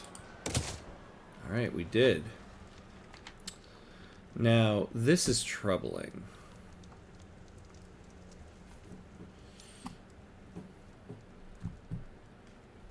Because the whole point of the bankruptcy was to be able to build up the reserves a little bit. And this is all mainly because of turmoil.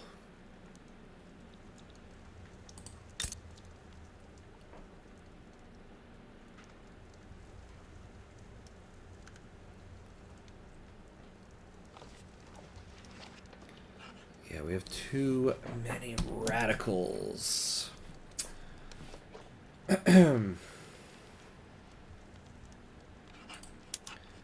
Labor movement. Oh, well, no wonder. Yeah, the labor movement doesn't have anything they like.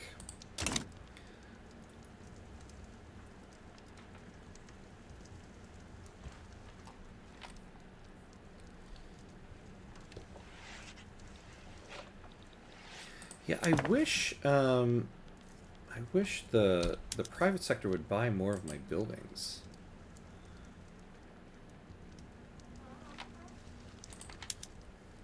Look at this. Yeah, we're building a whole bunch of shit in France now. What? Yeah. Man, everything is coming off the rails here. Alright. So let's think about this.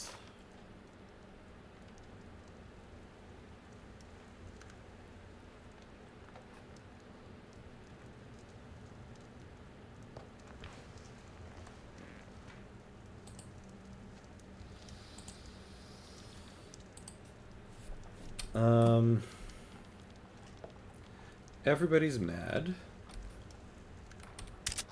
Oops. No. Everybody's upset. What can we do? We're like hemorrhaging money.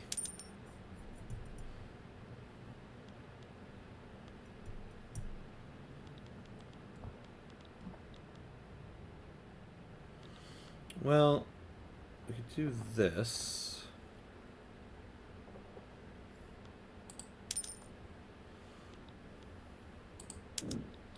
It might get our interest rate down a little bit. Yeah, look at that. So this is almost non-existent anymore.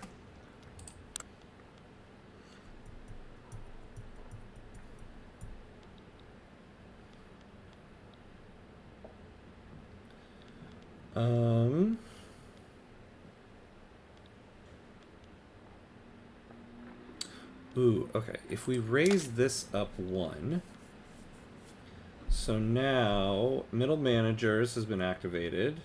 We lost social criticism, so we'll gain some prestige. So, yeah. So that helped us with bureaucracy.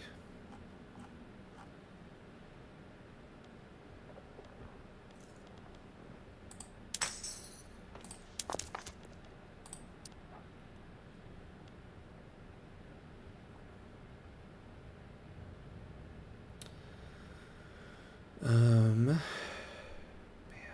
Okay. We're taxing tea.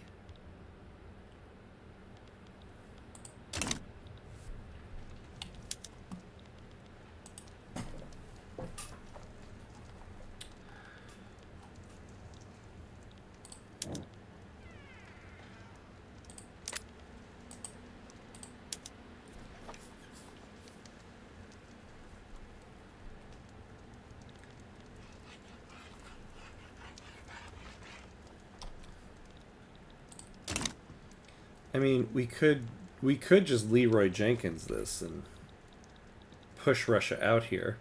We have the alliance with France.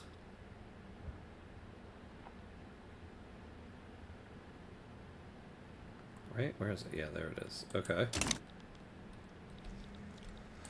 Who is France cool with?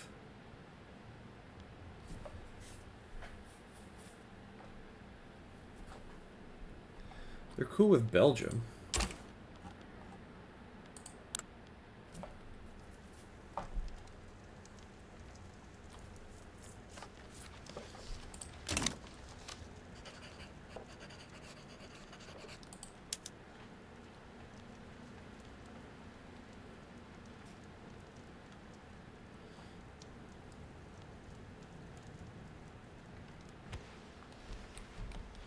Okay, yes. Any of this stuff... Oh, yeah. Oh, my God. Okay, this is massively hurting us, so we gotta stop a lot of this stuff.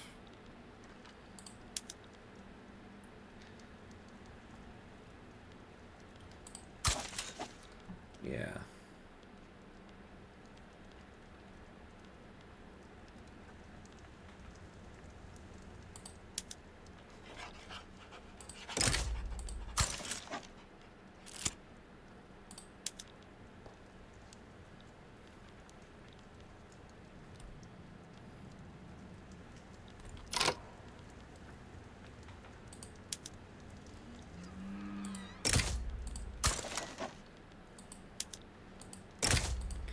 All right. So that will help our prestige, at least. Frustrated with the lengthy legal process surrounding wealth voting, Timur Javed of the Intelligentsia has approached us with an offer to expedite the process, utilizing his personal connections within the state apparatus. Yeah. Yeah, let's take that. Decreasing the enactment time would be nice. So September 16th, we wait for next.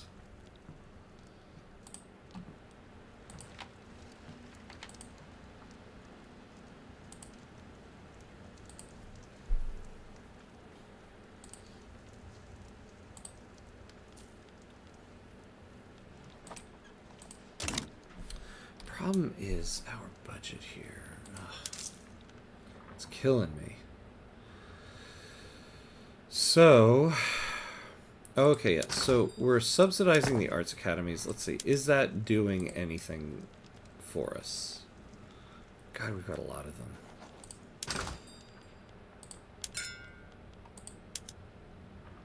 Okay, so we're getting 15 prestige out of it.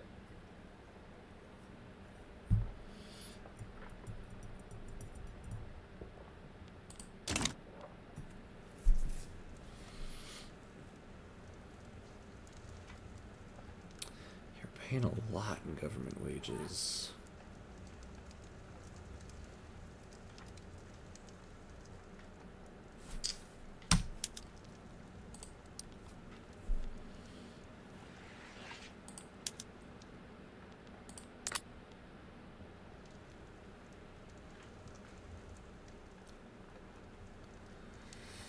Maybe one of the universities has got to go.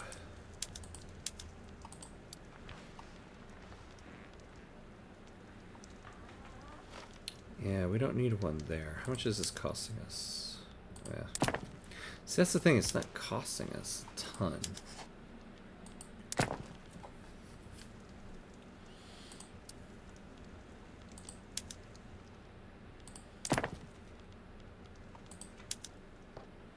Yeah, we're spending 10K in Sind.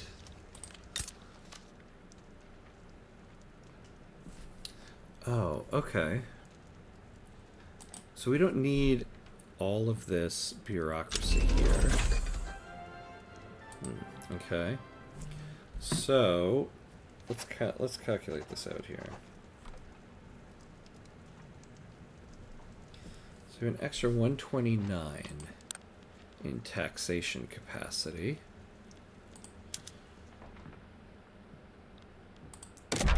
What is it per? 15.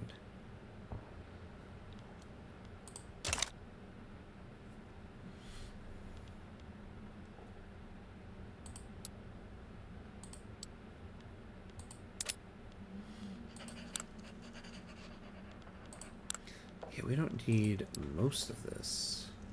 Whoa. Oh. Shoot. What was I doing? I'm so stupid sometimes. Ugh. I wasn't thinking about the damn bureaucracy.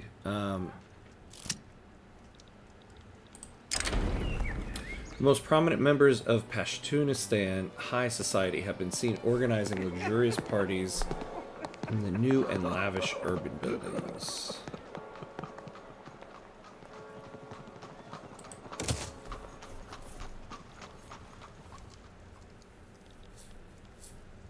Yeah, that was a dumb thing to do.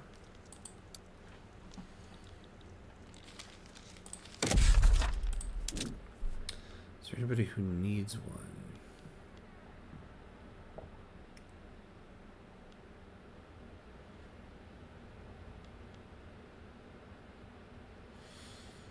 Well, Hazaristan could use one, and Herat could use one.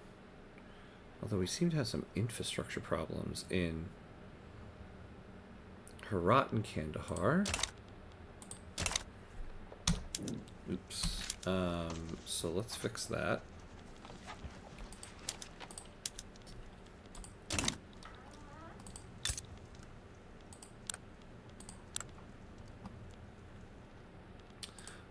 It's probably the railroad. Yeah.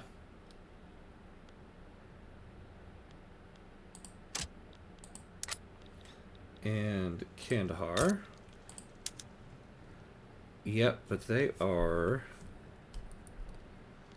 hiring. What are motors right now? Yeah, motors we kind of need more of.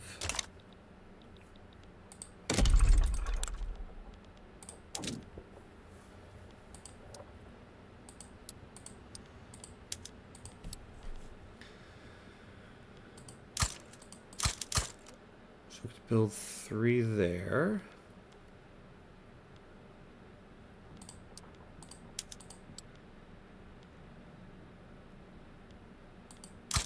One in Kandahar. As our industries have grown more and more crucial to the future of the Afghan nation, so too has the working class. Desperate workers' movements have begun to unite under the cause for socialism. Just when I was making some progress on radicals.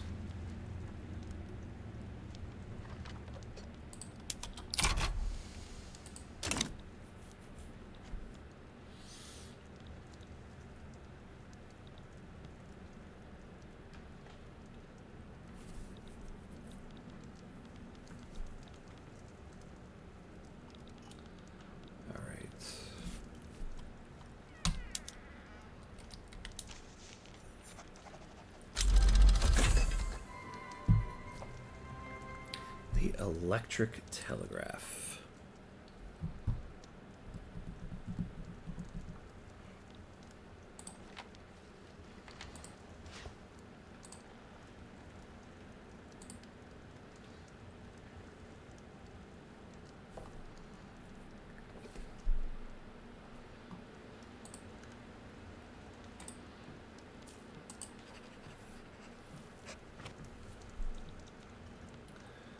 Oh, yeah, this whole thing. So the rising prevalence of socialist unrest within Afghanistan has begun to coalesce into a movement that threatens the rule of the upper classes.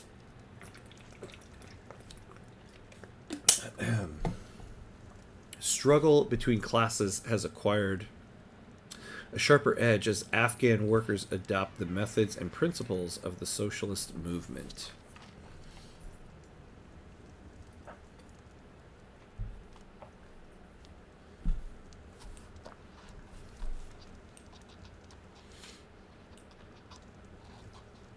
You know,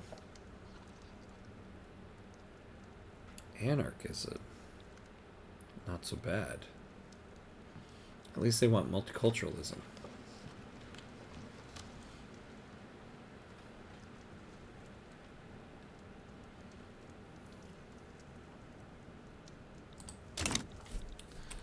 Ugh, man, this budget's... it's killing me.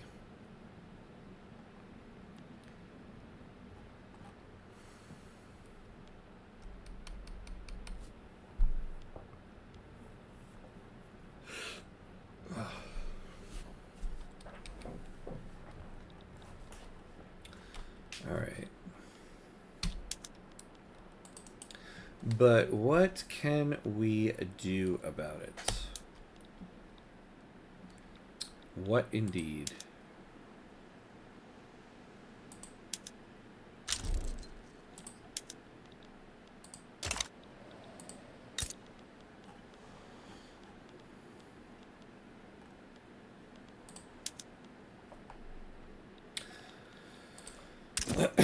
Yeah, and so the problem is, oh, it's not even giving us the option. At this point, I'm kind of giving up on that.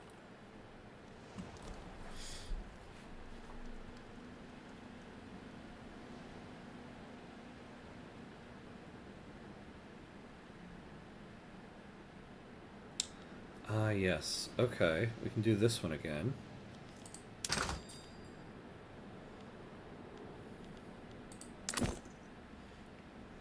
Yeah, we had the steel one before, but the state construction efficiency might be what we want.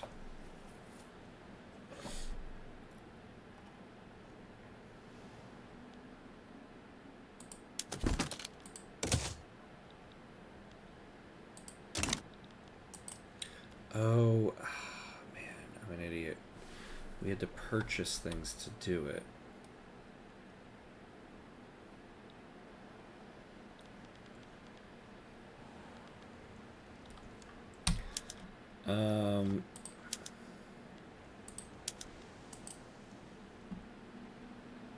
Man, I wish you guys would just buy things instead of building new stuff. We have stuff at home. You don't need new things. We have stuff at home.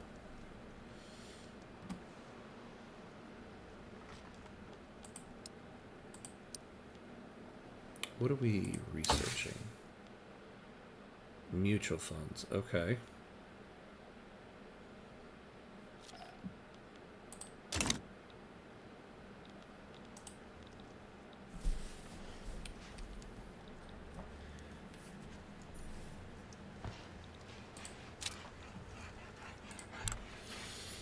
Hmm. 17 months on that truce. We could just take on Great Britain now. Although, yeah, that's right, we can't. Because of that.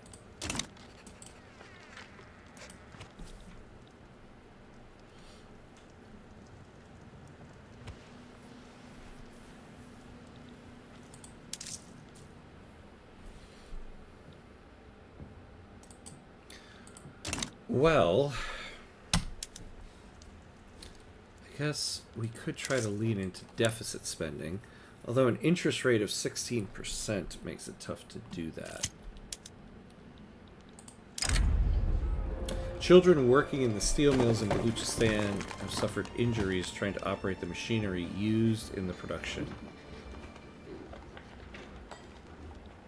Yeah, I don't want to piss people off even more.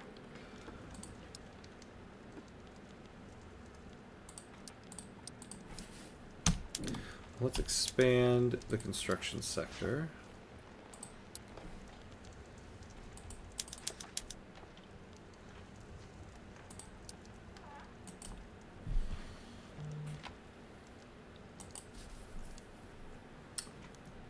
Man, we finally got the human rights, but we can't.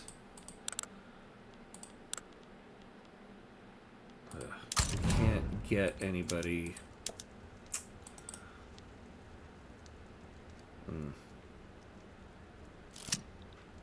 Can't get multiculturalism. Prominent members of the intelligentsia, outspoken supporters of wealth voting, and close allies of Timur Javed have been exposed in a corruption scandal, having exchanged political favors for personal gifts. Ooh, none of these are really good. I don't want to lose bureaucracy. Yeah, we'll take the setback. Janny, yeah, good morning. Hello. Hello, hello. Thanks for coming. Thanks for stopping by. Thanks for coming in. We are simultaneously in a good position and a bad position here. We were a great power up at 9th when we started tonight's run, but Russia kind of screwed us. We actually have a legit shot still at winning the great game, but we are struggling a little bit. Oh yeah, Bukhara trade agreement, that would be good. Despite many efforts on the part of the government to successfully revive wealth voting. Oh yeah, we knew that. Okay. So basically, we got to get Russia out of here and Great Britain out of here, and we'll do it. Problem is, financially, we are in ruins.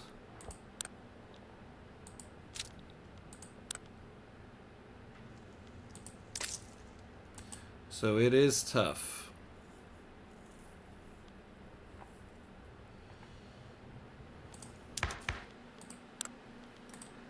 wonder if there's a better... Yeah, no. We're on the best taxation law.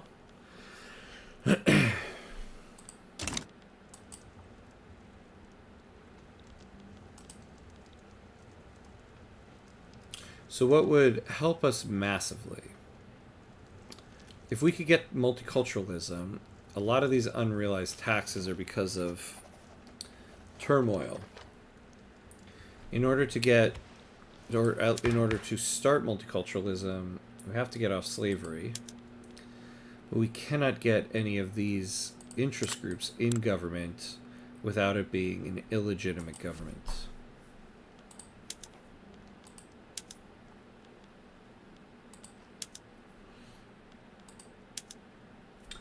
Oh.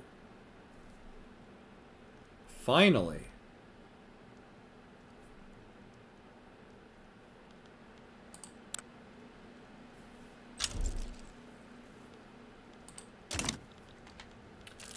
Look at that. An explicitly partisan newspaper founded by members of the Royalist movement in Kohat has published its first issue. Between advertisements and political cartoons, it hosts a ruthless critique of government policy.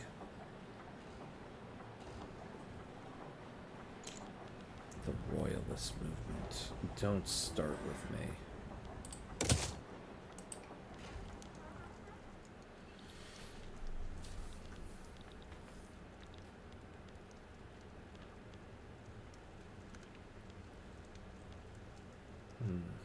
Bahrain.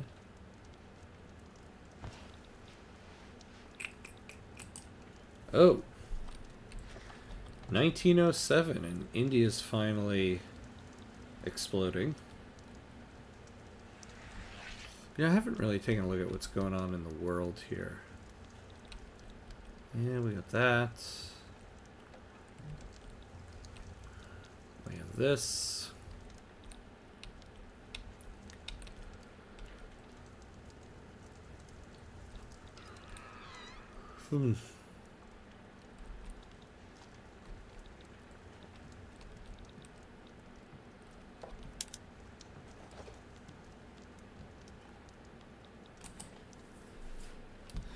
Alright, so what's our next move here? What is our next move? We're kind of stuck between a couple places. Alright, so we got an advancement on this. I think once this finishes, we have a shot at finally legitimately tackling slavery.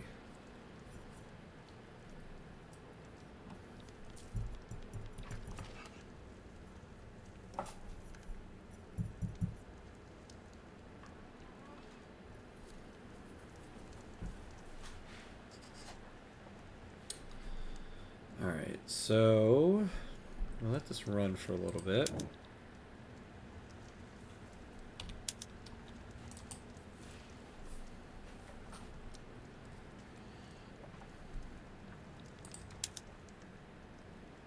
Now, I don't know what the deal is with the private queue here.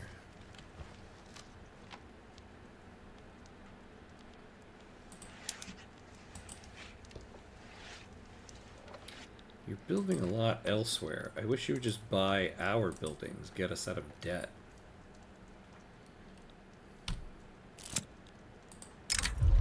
The industrialists have started... Oops. Hold on that. With socialist ideas sweeping across Afghanistan, the Maxim government has determined that drastic concessions to arrest its progress must be considered. There is sufficient momentum for a rapid policy change. So, we could enable wage subsidies. Yes, Afghanistan enables slavery banned.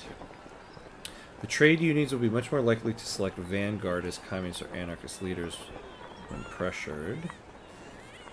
No. Hell yeah. Thank you. All right. The industrialists have started complaining about the existence of substance farms in Sind.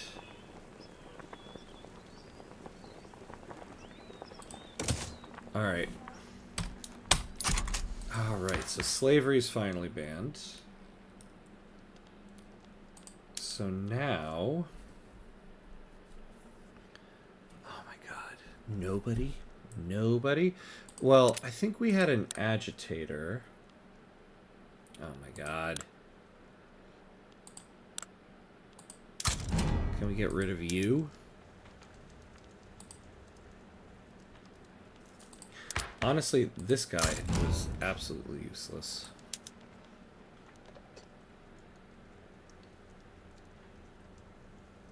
Although they have quite a bit of power, they will be pissed.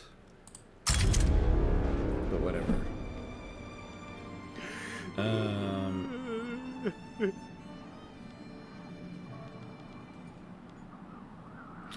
Ooh, actually the other guy probably would have been better to do.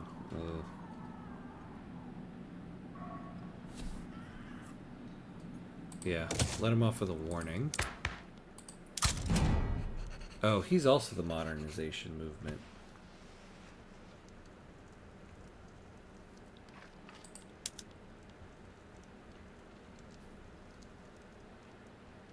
Oh, you know what?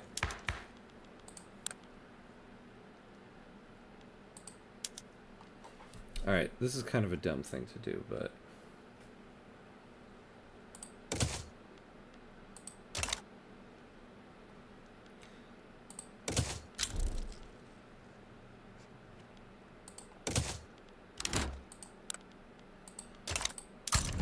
use you.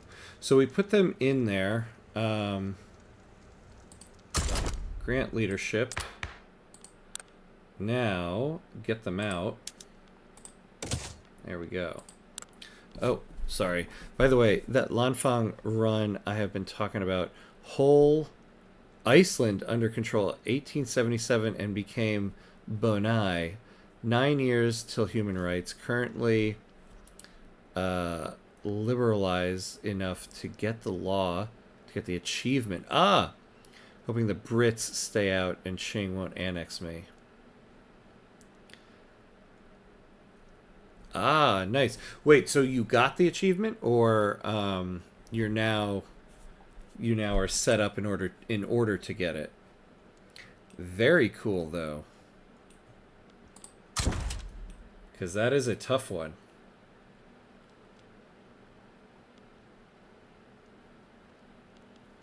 So there was somebody here that will... Oh, there was somebody that would give me multiculturalism.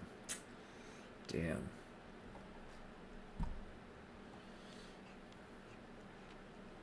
Hey, Pasta Puffin. Hello. Welcome back. Welcome back. Thanks for coming by. Waiting for the law to finish. Oh my god, congratulations.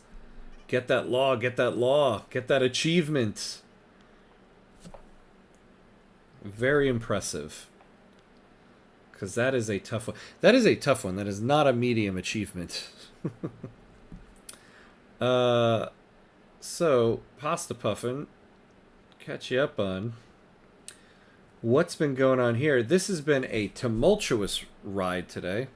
Trying to form Poland, and yeah, I hate life. Yeah, oh my god. Krakow runs. Oof. I actually want to do a Krakow run, but I'm waiting because one of the DLCs coming out later this year is supposed to tackle Austria and surrounding countries. So I'm wondering if there's going to be some stuff in there for Krakow. But that has been one of the things I've been eyeing up for a run here. Man, we started off tonight really well. We were 9th. We were a great power. How rare Germany actually forming, right? I feel, yeah, that's how I feel. I feel like I've mentioned that sometimes, and people have... I've heard some people be like, Germany always forms in my games. And I'm like, Germany rarely ever... The AI rarely ever forms Germany in my runs. But we do have a Germany here. All right. I need multiculturalism like none other. And I thought I had an agitator on standby who liked it. Yeah. I saw Germany once. I feel like there's one time I saw it. Yeah, or Roma. Yeah, that's true. You know, I haven't appreciated that yet. Or Romania. I don't think I've ever seen AI form Romania.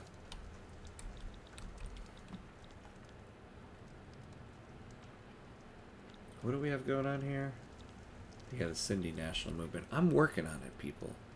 I'm working on it. So... it doesn't look like we have anybody who supports this. Oh yeah, but no. We have these movements. Yeah, the Sindhi National Movement. All right. If we can get wealth voting, you guys better let me start multiculturalism. You've been pissing me off the whole run. I'll just be frank with you about that. Yeah. Nah, just do a 180 and go ethno-state. Yeah. No, the problem here is that part of my budgetary problems is all the unrealized taxes and tax waste. I have 48% tax waste, and that's mainly because I have a lot of non-accepted pops. So I want to do that in order to get people accepted. Now, here's the situation with the Great Game.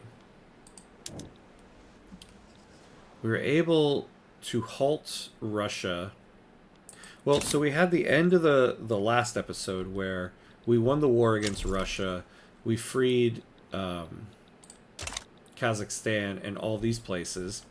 Unfortunately, tonight, Russia made a play to get Kokand, and so all of this happened. So we need to fight a war with Russia. The last things we need to do is to take back this state, and free Kokand. And then we need to take these two states off of Great Britain. And we complete this great game. Oh, yeah, but we're not a major power anymore. We need to get to 270. But yeah, I have to reform my government because Austria enforced regime change. Somehow, despite not being at war. Well, I think you are... well, you are a subject of theirs, I think, right? That's probably how they did that. Unfortunately.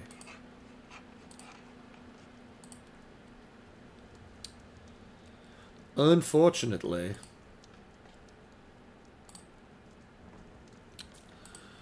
Alright, let's speed this up. What are we waiting for? October 20th.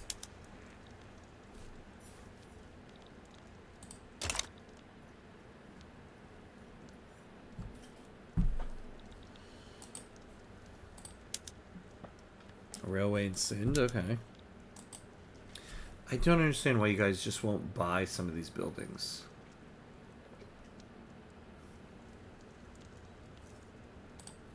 You would help your country out so much.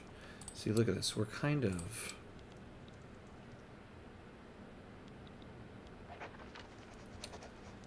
barreling down again.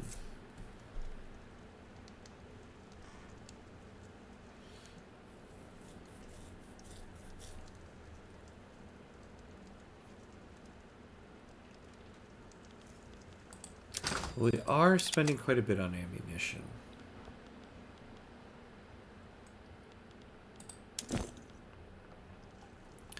And the steel company is sucking. What's your guys' problem here?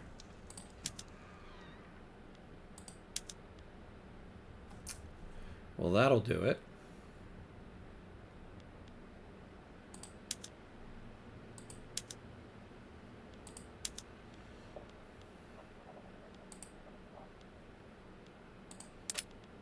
Yeah, there you go. Now you've got a high productivity. Alright, law advancement. So now we wait for March 15th. Okay.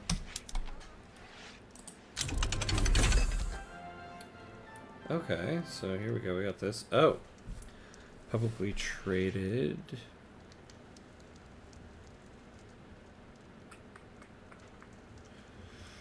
Commercialized agriculture would be good. Alright, so let's go to publicly traded in the financial districts.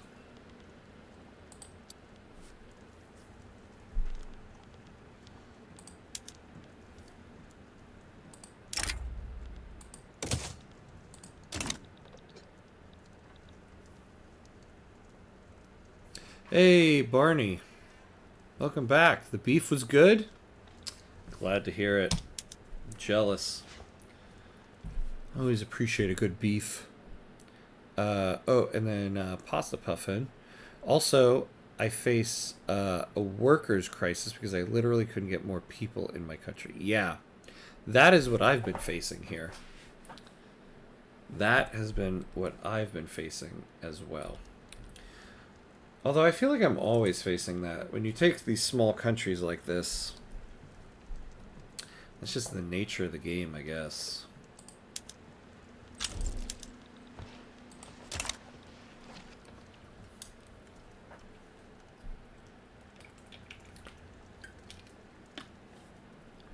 AI seems to want 100% profit buildings or something they won't buy.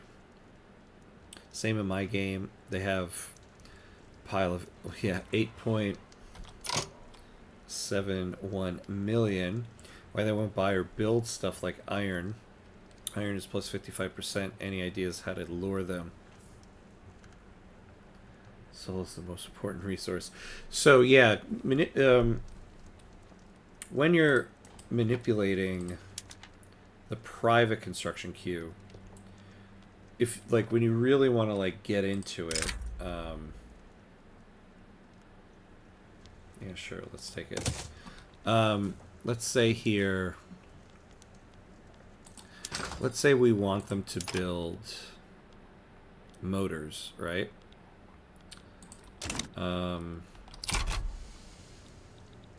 Let's go to one of our motors industries. Alright, so we have one in Pashtunistan here, right? So basically, you want to make their inputs as cheap as possible. So the fact that steel is at a plus 1% kind of hinders the private sector from building these engines. So for instance, I want this steel consortium to build steel mills because the steel mills they build will get this plus 52% throughput bonus. So what I need to do if I is that for one, in Baluchistan steel is negative 16%. And coal is at plus 23. So in Baluchistan here, they don't have coal. So I would need to make coal significantly cheaper in my market, which actually I kind of really need to do. So let's add a whole bunch of coal in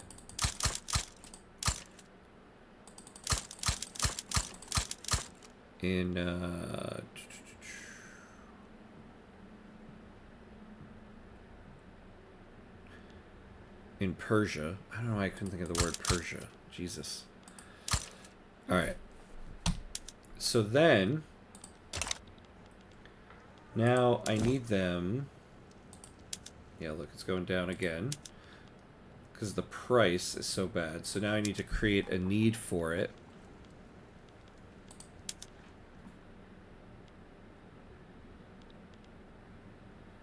So we're going to build 3 more motor industries there. The reason being, basically, you need to make the buildings as profitable as possible, and then the private queue will start building them. Because manipulating these companies to build is kind of what you need to do. I was doing that early game with this metal consortium, which is how I got them to build most of these iron mines here. And so now all of these iron mines have a plus 26% throughput bonus.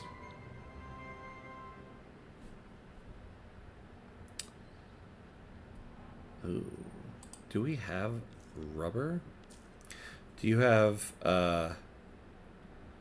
French economic word I can't ever spell right? The laissez-faire?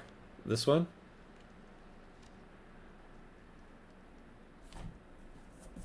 French economic word. Yeah, there you go. Laissez-faire. Yeah, we have that.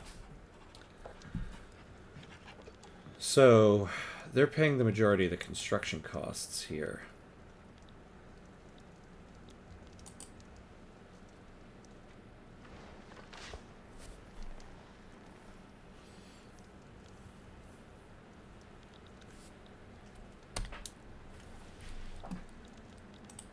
What are we researching now? Investment banks get another company. Repeaters. Okay. Yeah, modern nursing, we do want that. And then steel frame buildings, yeah.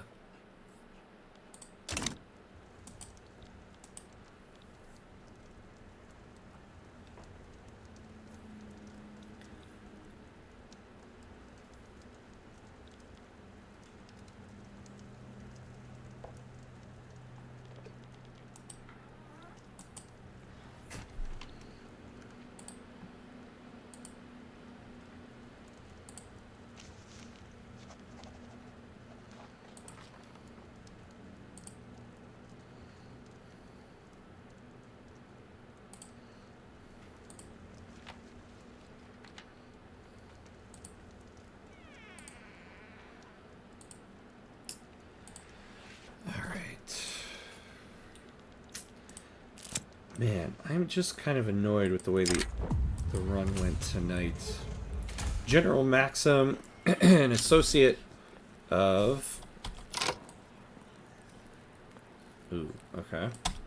An associate of the revolutionary trade unions is known to have some doubts about his convictions. It may be possible to use that hesitancy to the government's advantage.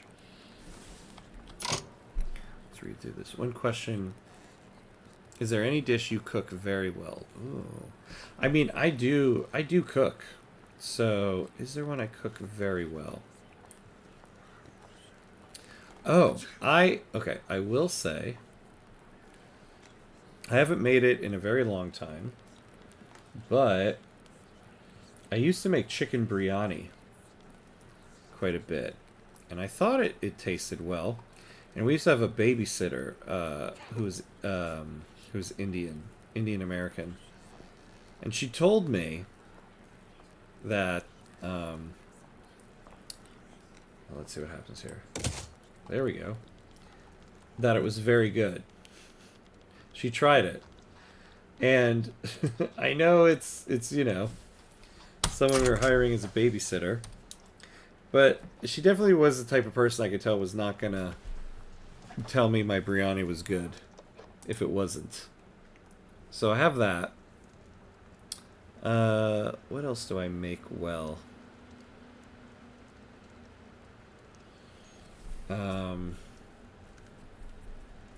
I have what I like. What I call my famous rice dish, where it's basically just like rice, seasoned beef, and just a bunch of random spices and stuff I throw in. I don't really know what it is, because I just randomly throw stuff in there. But that always turns out well. Let's see. Yeah, what do I make? Like special. I'm trying to think of something special. What situation goes wrong with chicken? The same goes for pizza. Oh no. There can be some wrong done on pizza. Like pineapple. You just can't put pineapple on pizza.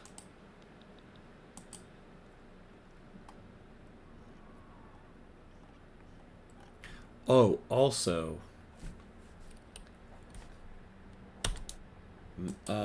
when it comes to pizza, I don't mind mushrooms on pizza. There we go. Oh wait, rice and beef looks like Carretero, a Latin dish. Search up. Oh, yeah. Oh, I'm sure it is. That was the inspiration for it. In fact, I tried to make it like a yellow type of rice. And I also threw beans in there. Sometimes black beans, sometimes kidney beans, doesn't matter. But it's basically just, yeah, like rice and beef, or rice and beans with some beef in it. But, yeah, growing up, I always thought I hated mushrooms on pizza. And growing up, we only got pizza from this one place.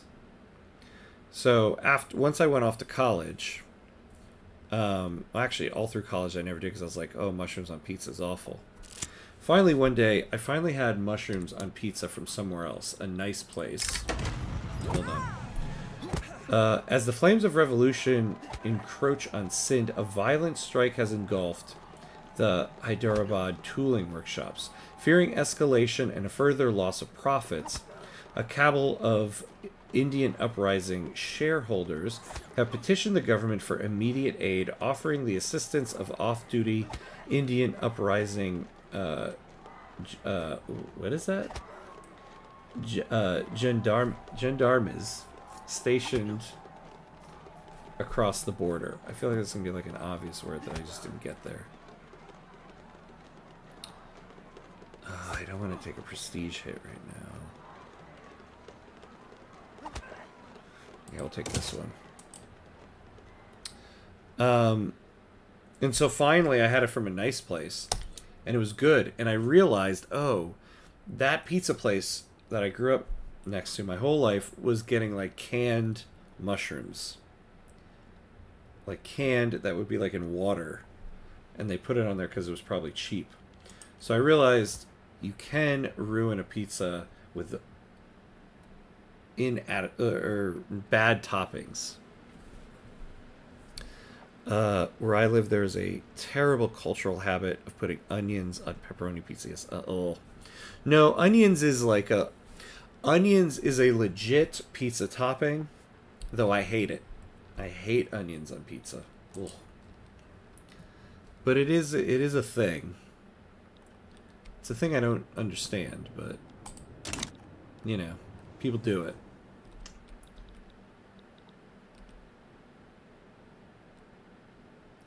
Alright, we are almost at wealth voting here. Problem is our budget. We might need to take some of these construction sectors down.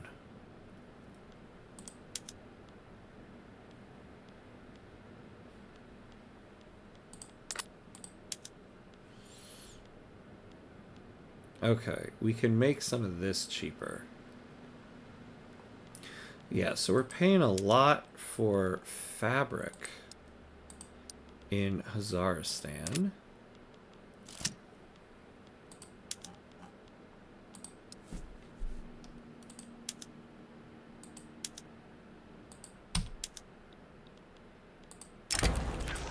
General Ismail Kazem, noting severe unrest in Sindh, has proposed using the army to suppress agitation in the area.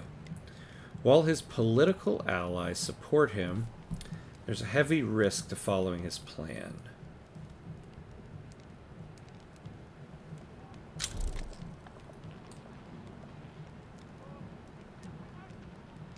Punjab. Punjab has formed a power block. Okay, hold on. This is a wild AI run, I feel like. Alright, we don't want to really do that. Hey, look at that. Besides pineapple and any fruit, what other fillings do you think break the convention?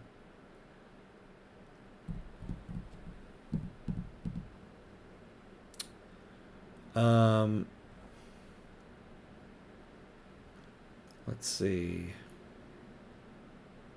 Broccoli. Broccoli pizza I know is a thing. I love broccoli. Don't get me wrong. I love broccoli. Broccoli on pizza, just no. Anchovies. Just can't do that. Just can't do it. I've seen it. I know there's people who like it, but I just can't do it.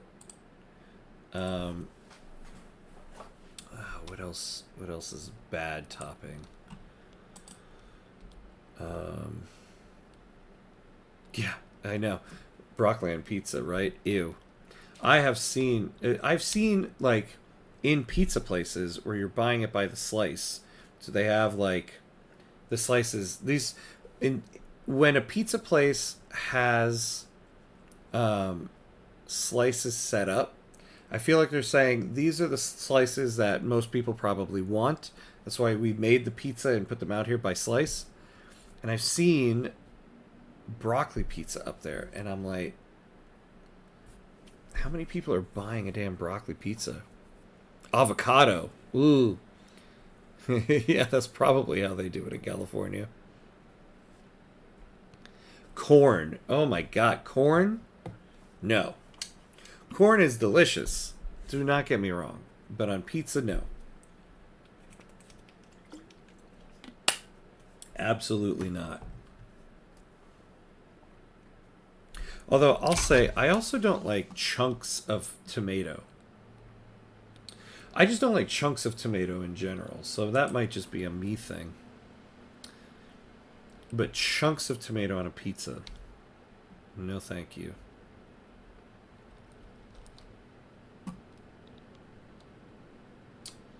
All right, August 8th. Oh, yeah, and you know what?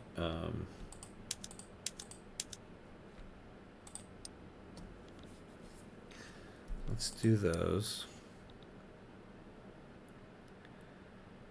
Brazilian pizza.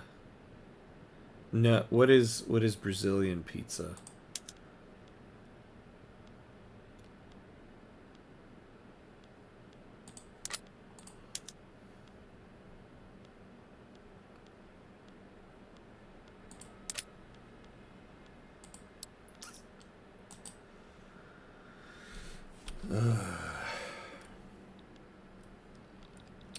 Some people think that pizza is like a sandwich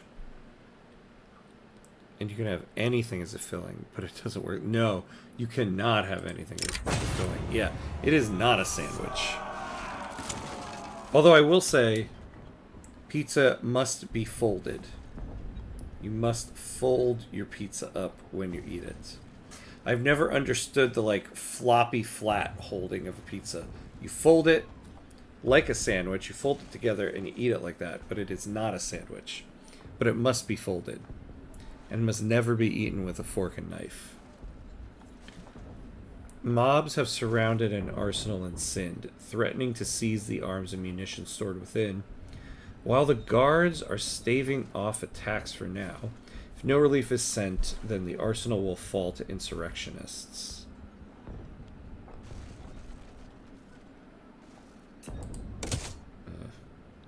I'd rather take the radicals from the officers than the servicemen. Proponents of the wealth voting reform have called attention to past abuses of power by the current regime as a reason for why this change is urgently needed. Alright.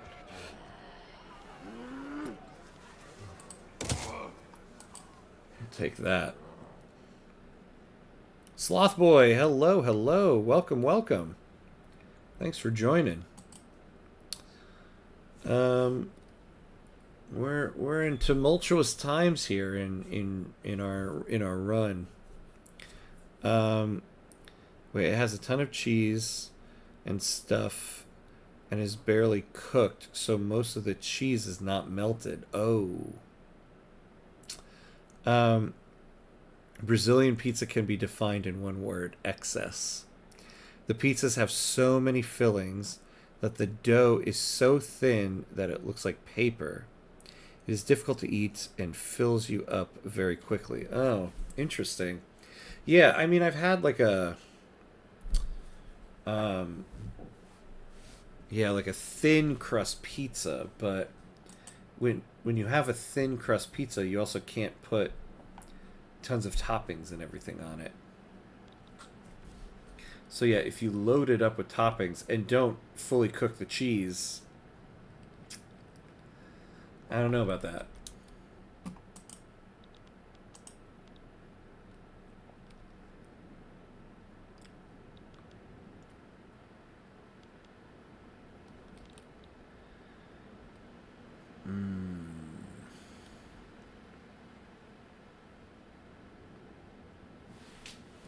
Trying to think of if I've had like some weird, or what would be considered a weird pizza topping.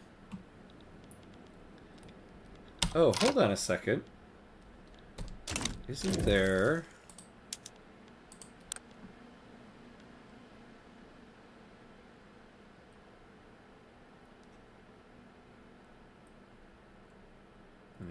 Yeah.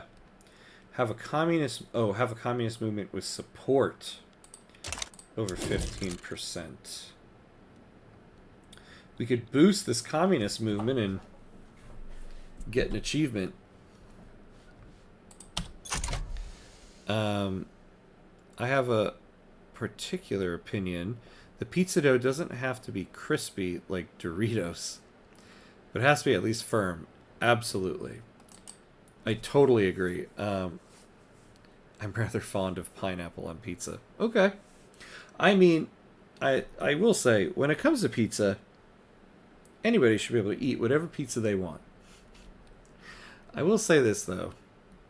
I don't know if I could do a pineapple pizza. To me, the best pizza... Or actually, no, to finish my thought before, too, though. I agree. The dough must be cooked. You don't want it to be too doughy. But also, yeah, at the same time, it needs to, like, move with the pizza. If it's, like, burnt... Although burnt dough on pizza isn't so bad, like when you're making your own pizza and you mess it up. Sometimes the burntness is not so bad. But if I get it from a pizza shop, it better not be burnt. Troops in Sindh have reported more and more confrontations with belligerent mobs. Fighting will likely break out soon, even if nothing is ordered. There are only two ways to control the situation: either pull the troops back, or tell them to engage. Yeah, I don't want more of the turmoil. That's what we're trying to avoid. The best pizza, my favorite pizza, is pepperoni and black olives. Pepperoni and black olives is the goat of pizzas. The original recipe, though, the pineapple were thinly sliced and would caramelize. Oh, interesting. Okay. That makes more sense than, like, chunks of pineapple. So, like, thin slices caramelized. Not so bad. Makes more sense that way. Homemade pizza depends a lot on who makes it. Some people think that making it with cheese is pizza, and it is still square. Oh, yeah. I mean, pizza cannot be square. Now, if you're making it at home, I think you get a lot of leeway, right? Because Lord knows, if I tried to make pizza, when I try to make pizza at home, it's not perfect. So if it's square at home, fine. But not from a pizza place. Did you know there's a Frostpunk 2 Discord modding community where you can suggest different mods and talk mod improvement? Oh, what's the name of that mod or that Discord? Because that seems pretty cool. I'd love to suggest some mods, see what I can get out of it.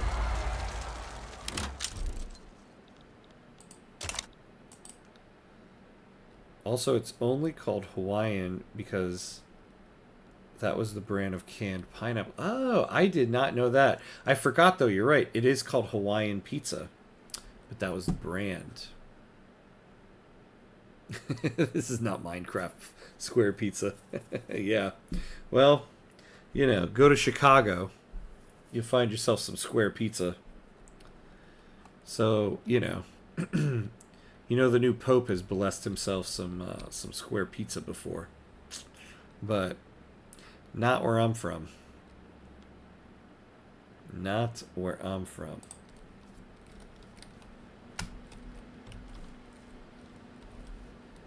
I'll say I'm from a place where pizza is taken very seriously.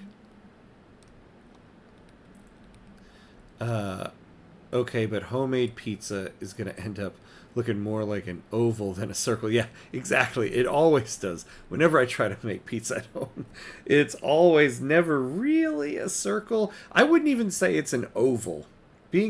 Calling it an oval when I try to make it would be very very nice to me. It was made in Canada. Yes, Chicago deep dish is an abomination. I'll say this. It sounds like it is a delicious casserole. Chicago deep dish is not a pizza. It is a casserole. And as a casserole, fine. But it is not a pizza. Ah, okay, we got our wealth voter. Okay, hold on. I think they have a link somewhere on 11-bit, but not sure. But you can get a link in the official 11-bit Discord server. Oh, I'll look on that. Because I think I'm on that Discord server. I haven't explored it fully. Revolutionary sympathizers have begun to agitate for anti-government causes in the barracks in southern Turkestan. Yes, we will take that one.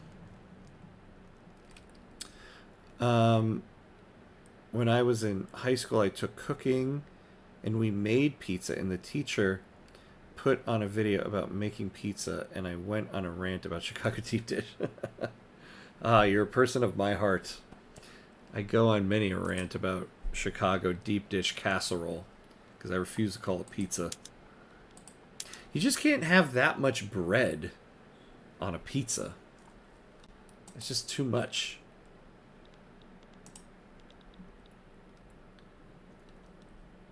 And the thing is, I don't hate it. Like, if I have it, it's still bread, cheese, and sauce, but it's just something about calling it pizza that just seems wrong. Calzone had the decency to be a different... Yeah, excellent point. Yeah, exactly. Despite the idea being a closed pizza, the deep dish really thinks it can be called pizza and be okay. Exactly. That's a great point.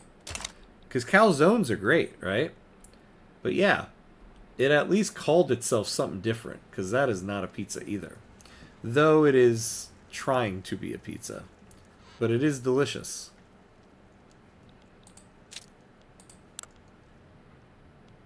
Ah, okay. So our truce with Russia is over. And we still have our... we still have our alliance with France. So let's pause this for a second. Detroit is no better. At least it just has the sauce kind of sprinkled on top. Yeah, Detroit pizza. I saw a photo of deep dish, and yep, not pizza. Yeah, not pizza. Although I will tell you this much. Don't say that to somebody from Chicago. I've said that to people from Chicago, and they will go on a lecture about it, even though they are wrong. Unless anybody watching the stream is from Chicago, and then thank you for watching, and I respect your I still can't call it pizza, your casserole. People watching the VOD afterwards. Okay, but what does pizza have to do with the big game in Russia? I know, right? Well, this is what happens when you're waiting for your truces to expire. You talk about pizza. Look at this. We made it to the Caspian Sea. Now, how come it said... Oh, Russia. You took a claim on that. Italy. Okay, Sicilian style is great. Yeah, Sicilian pizza is good. Chicago pizza's like, do you want some pizza in your oil? Yeah. No, it's like, Chicago pizza is like, hey, we made too much bread today. Could we just put most of that on your pizza? What if we topped your pizza with bread? All right. So,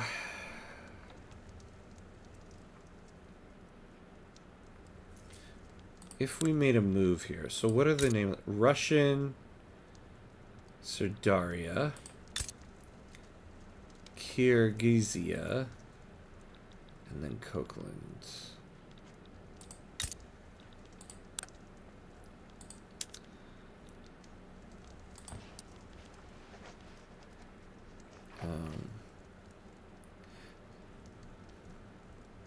And what features, Hamcuts, would you like to see in Frostpunk 2? Oh man, that is a interesting question. What features would I like to see?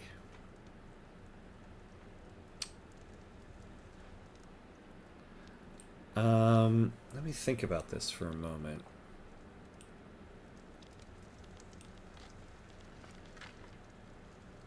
Alright, where's Sardinia here? Yeah, but Sicilian style, it's basically like the original pizza though. Because it's literally just flatbread with cheese. Yeah, that's true, right?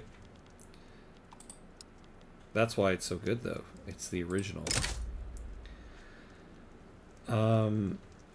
Oh, France. You wouldn't join us?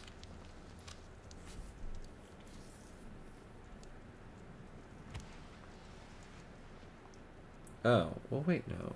It says they might.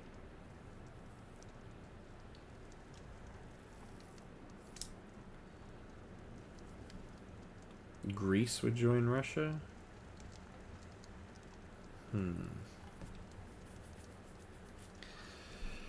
Frozen pizza is never better than freshly made pizza. Don't fall for false advertising, kids. Yeah. I love those commercials for, like, DiGiorno pizza. That's like, oh, you had to have, like, a real pizza delivered to you?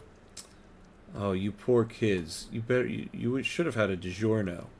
That being said, if you're going to have frozen pizza, DiGiorno is the way to go. But, yeah. It's never better than an actual pizza. Yeah, sell my soul. I've sold my soul for less. I'd sell my soul to get this great game achievement, I'd tell you that much.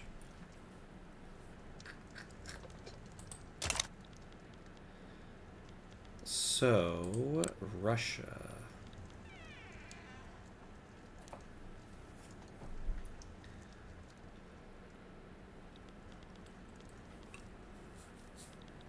They have more people than us. This is true.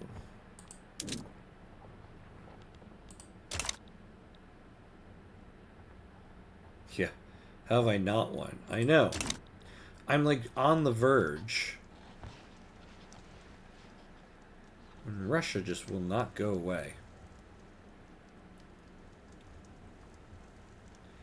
I remember you recounting your trip to Rome. Wait, we're in Rome and the pizza sucks. That doesn't make sense. Wait, did I talk about that on stream? Because yeah, that is. I did go to Rome and I was like, oh, the pizza sucks. I don't remember talking about that. But yeah, it did suck. And I was like, wait, how the hell? I was expecting to have my mind blown by pizza here. Pizza is so good, and my favorite toppings are bacon, kebab, ham, and pepperoni, and sometimes chicken. Oh, kebab. I've never had kebab on pizza. But that sounds really good, actually. But yeah, that is definitely like a meat lover's pizza right there. Alright. Oops. Pizza's so good and my favorite top... Oh, wait. Oh, yeah. We're reading the same comment again.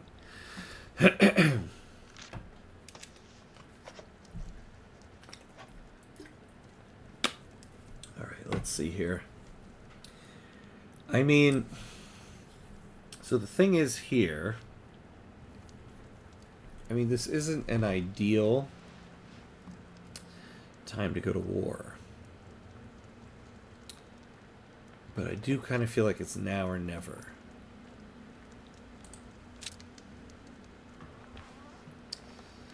Yeah, but we are still suffering a negative 43% offense defense. And it does worry me that the projection here is that France won't join.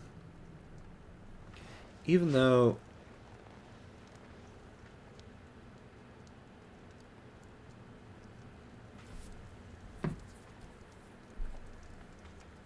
no, hold on here. Let me pull out a calculator.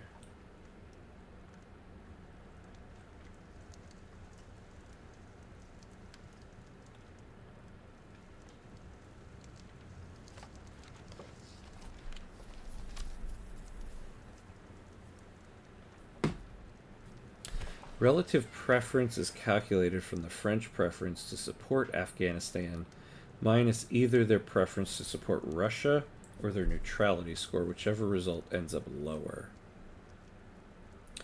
Ah, I see, I see.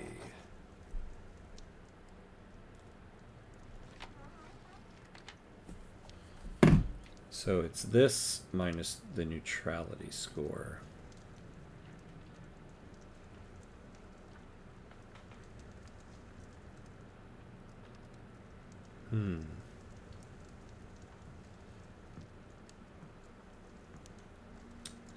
Ah, I see, I see. So they're currently at war with Austria.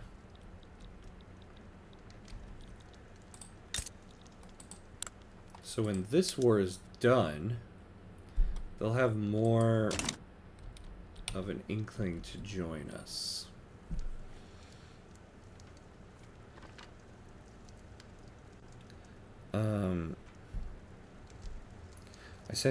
I sent a link to a legendary video, the best pizza you'll ever see. I hate small nations gameplay. Try to get multiculturalism, but no support while having 2 revolts. Who wants it? Same for tax reforms. 2 months till law finishes and get the achievement, but revolts at 90%. This is the worst. I know how you feel. It's exactly what's happening to me right now. All I want is multiculturalism.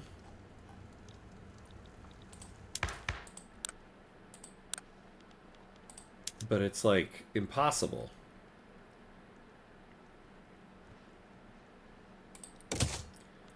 All right, so we're gonna wait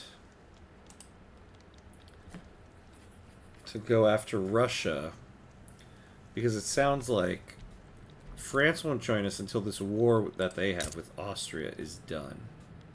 What are they fighting for here? Humiliate Austria. Austria has no war goals. That's weird.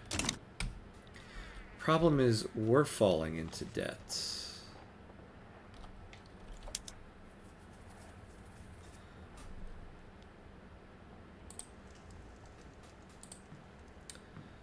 We are falling into debt as well.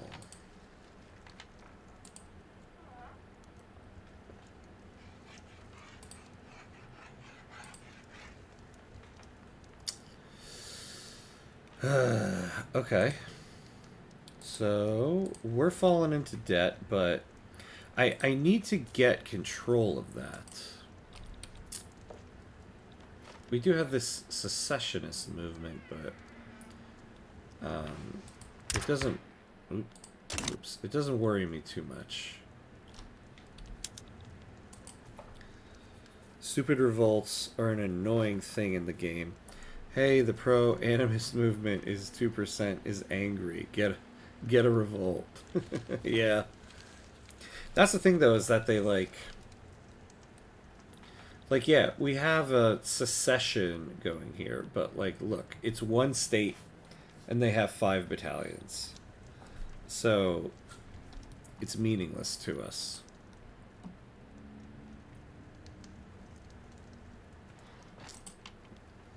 I don't want to pause the construction queue.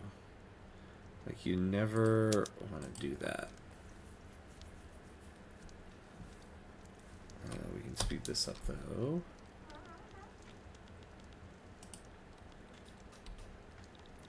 I wonder what... oh, did you know in Hearts of Iron 4, there's a Fallout mod called Old World Blues?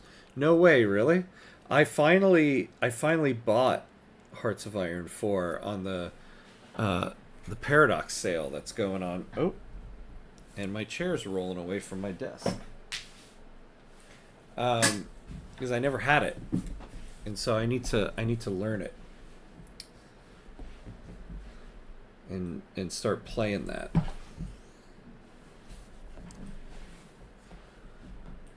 But good to know there's a Fallout mod, because now I definitely want to do that. I love me some Fallout.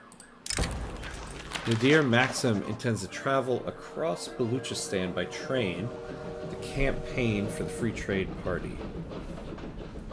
Alright, yeah, we don't mind the Free Trade Party. Dissidents in southern Turkestan have announced plans for a major march around government offices in the near future. While they profess peaceful intentions and claim everyone will be unarmed, the march itself will obviously serve as a rallying point for those unhappy with the government. Stop that march by any means necessary. Public trading is complete. I mean, yeah, that took a while.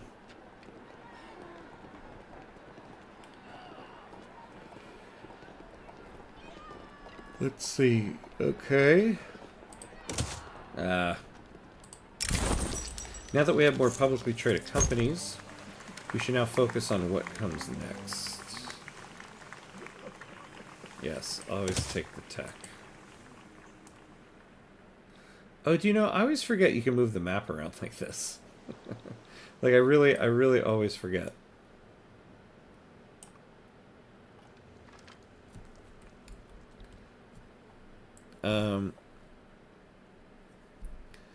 Do you like Mexican food? Oh, it's like my favorite. I absolutely love Mexican food.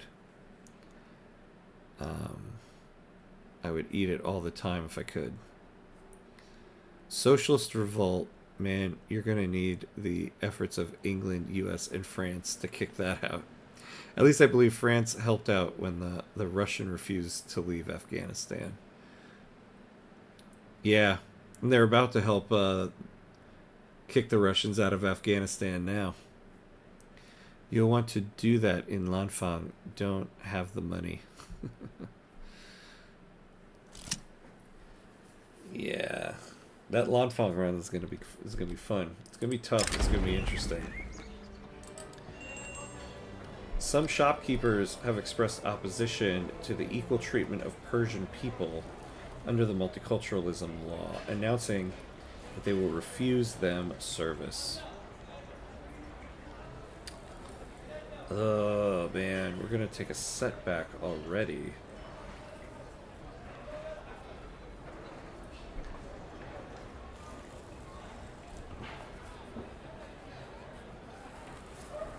Yeah.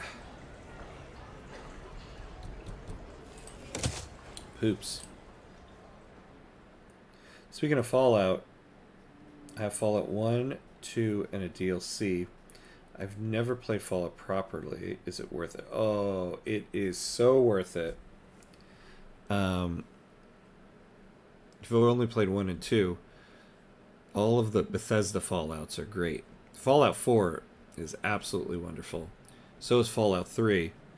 Fallout 4, I feel like edges it out a little bit just because it's on a newer gen system than Fallout 3 was. Fallout New Vegas is great. I didn't get into Fallout 76 all that much. Mainly because I'm not into the whole like online multiplayer whole online multiplayer thing. But definitely check out the Fallout series. Tell them to grow up and accept them. Right? I wish I could say that to people in the game here. Like, create an AI mod where I can just talk to people and be like, shut up and accept it. And then hear a response.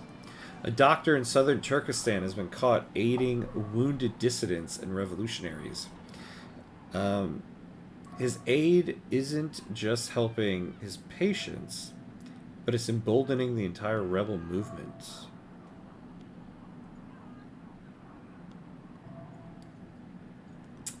Oh yeah, we'll do this. I mean, how many academics are in southern Turkestan? Jafar Raja Ahmad and Moineddin Beck were spotted in discussions about the coming election. Preachers the next day were extolling virtues of the Conservative Party.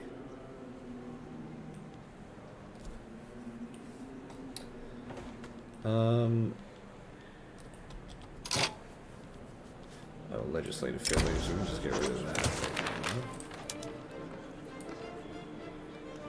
Oh, look at that. The Conservative Party has the lead.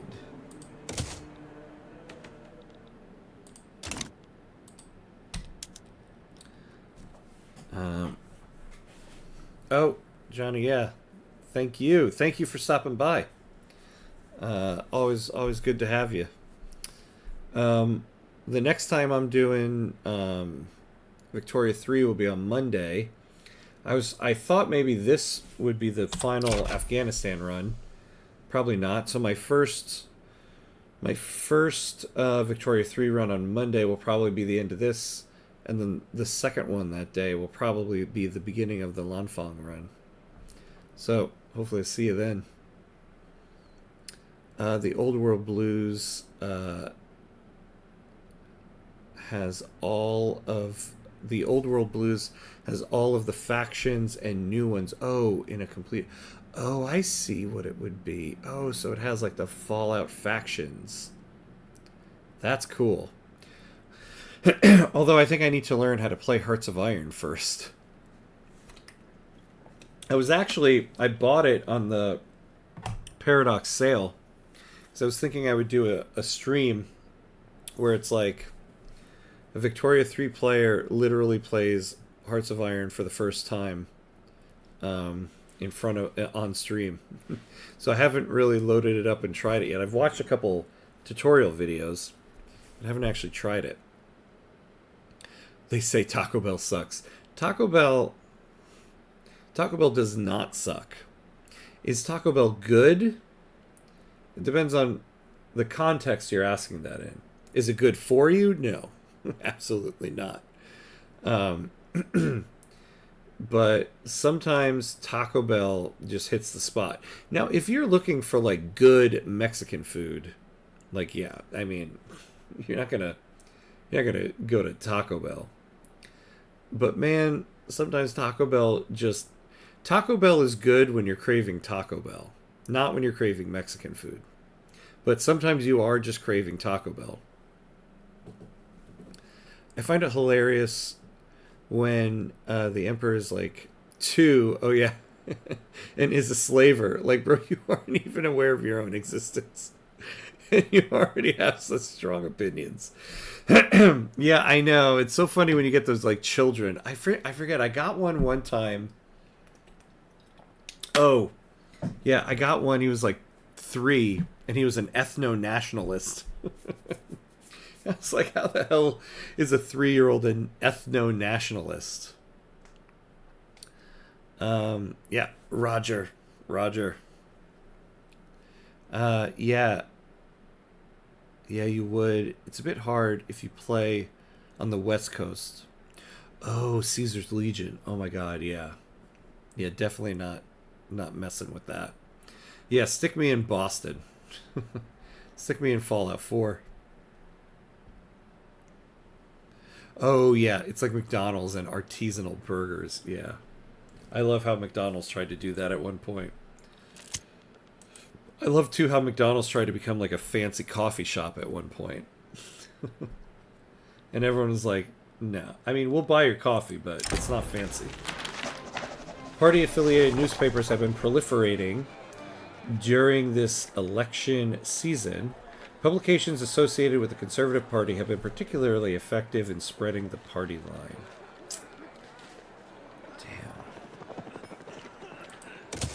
Conservative Party is going to take this election. Bro can barely talk. Yeah, it has racial superiority. Yeah. Guy can't even... The guy poops in his pants and thinks he's superior than others. That's the leader of our nation.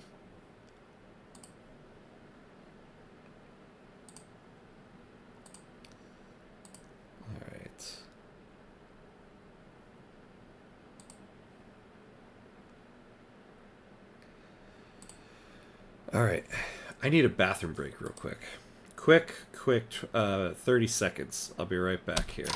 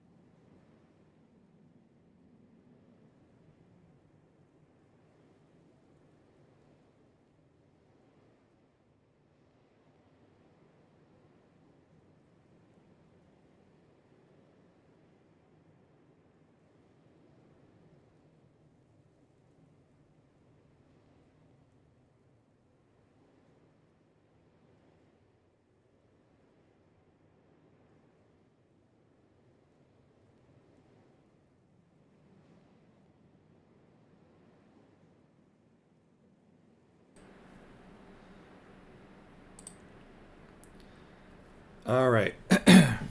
And we're back. Remember when McDonald's was all colorful and appealing to children until it became a minimalist cubicle? Yeah. I know, I've seen the pictures like side by side, and it's like, yeah, McDonald's grew up with all of us and became downtrodden. Oh, Pasta Puffin, are you saying good night? Are you heading out?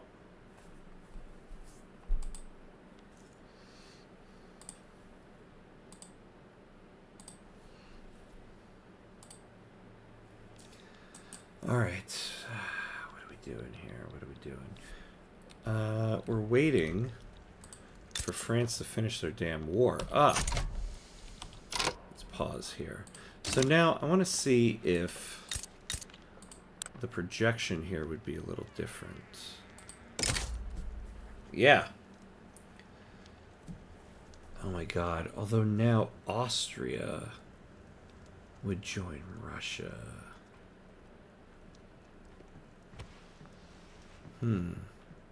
Interesting. Very interesting.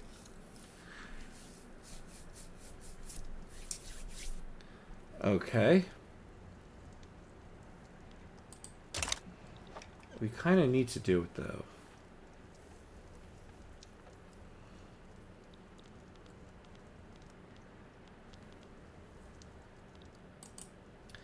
And I think that's what we're going to do. In the next episode.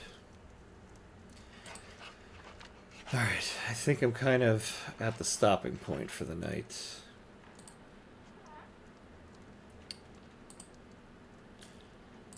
My eyes are starting to glaze over on this.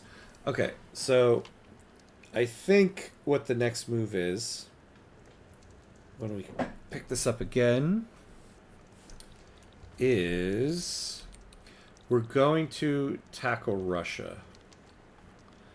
We're going to get get our army in order. And we're going to get them out of these 3 places here. We're going to call France in as our ally. Austria's probably joining, so we'll see how that goes. And if we can get that, then we can go after Great Britain there.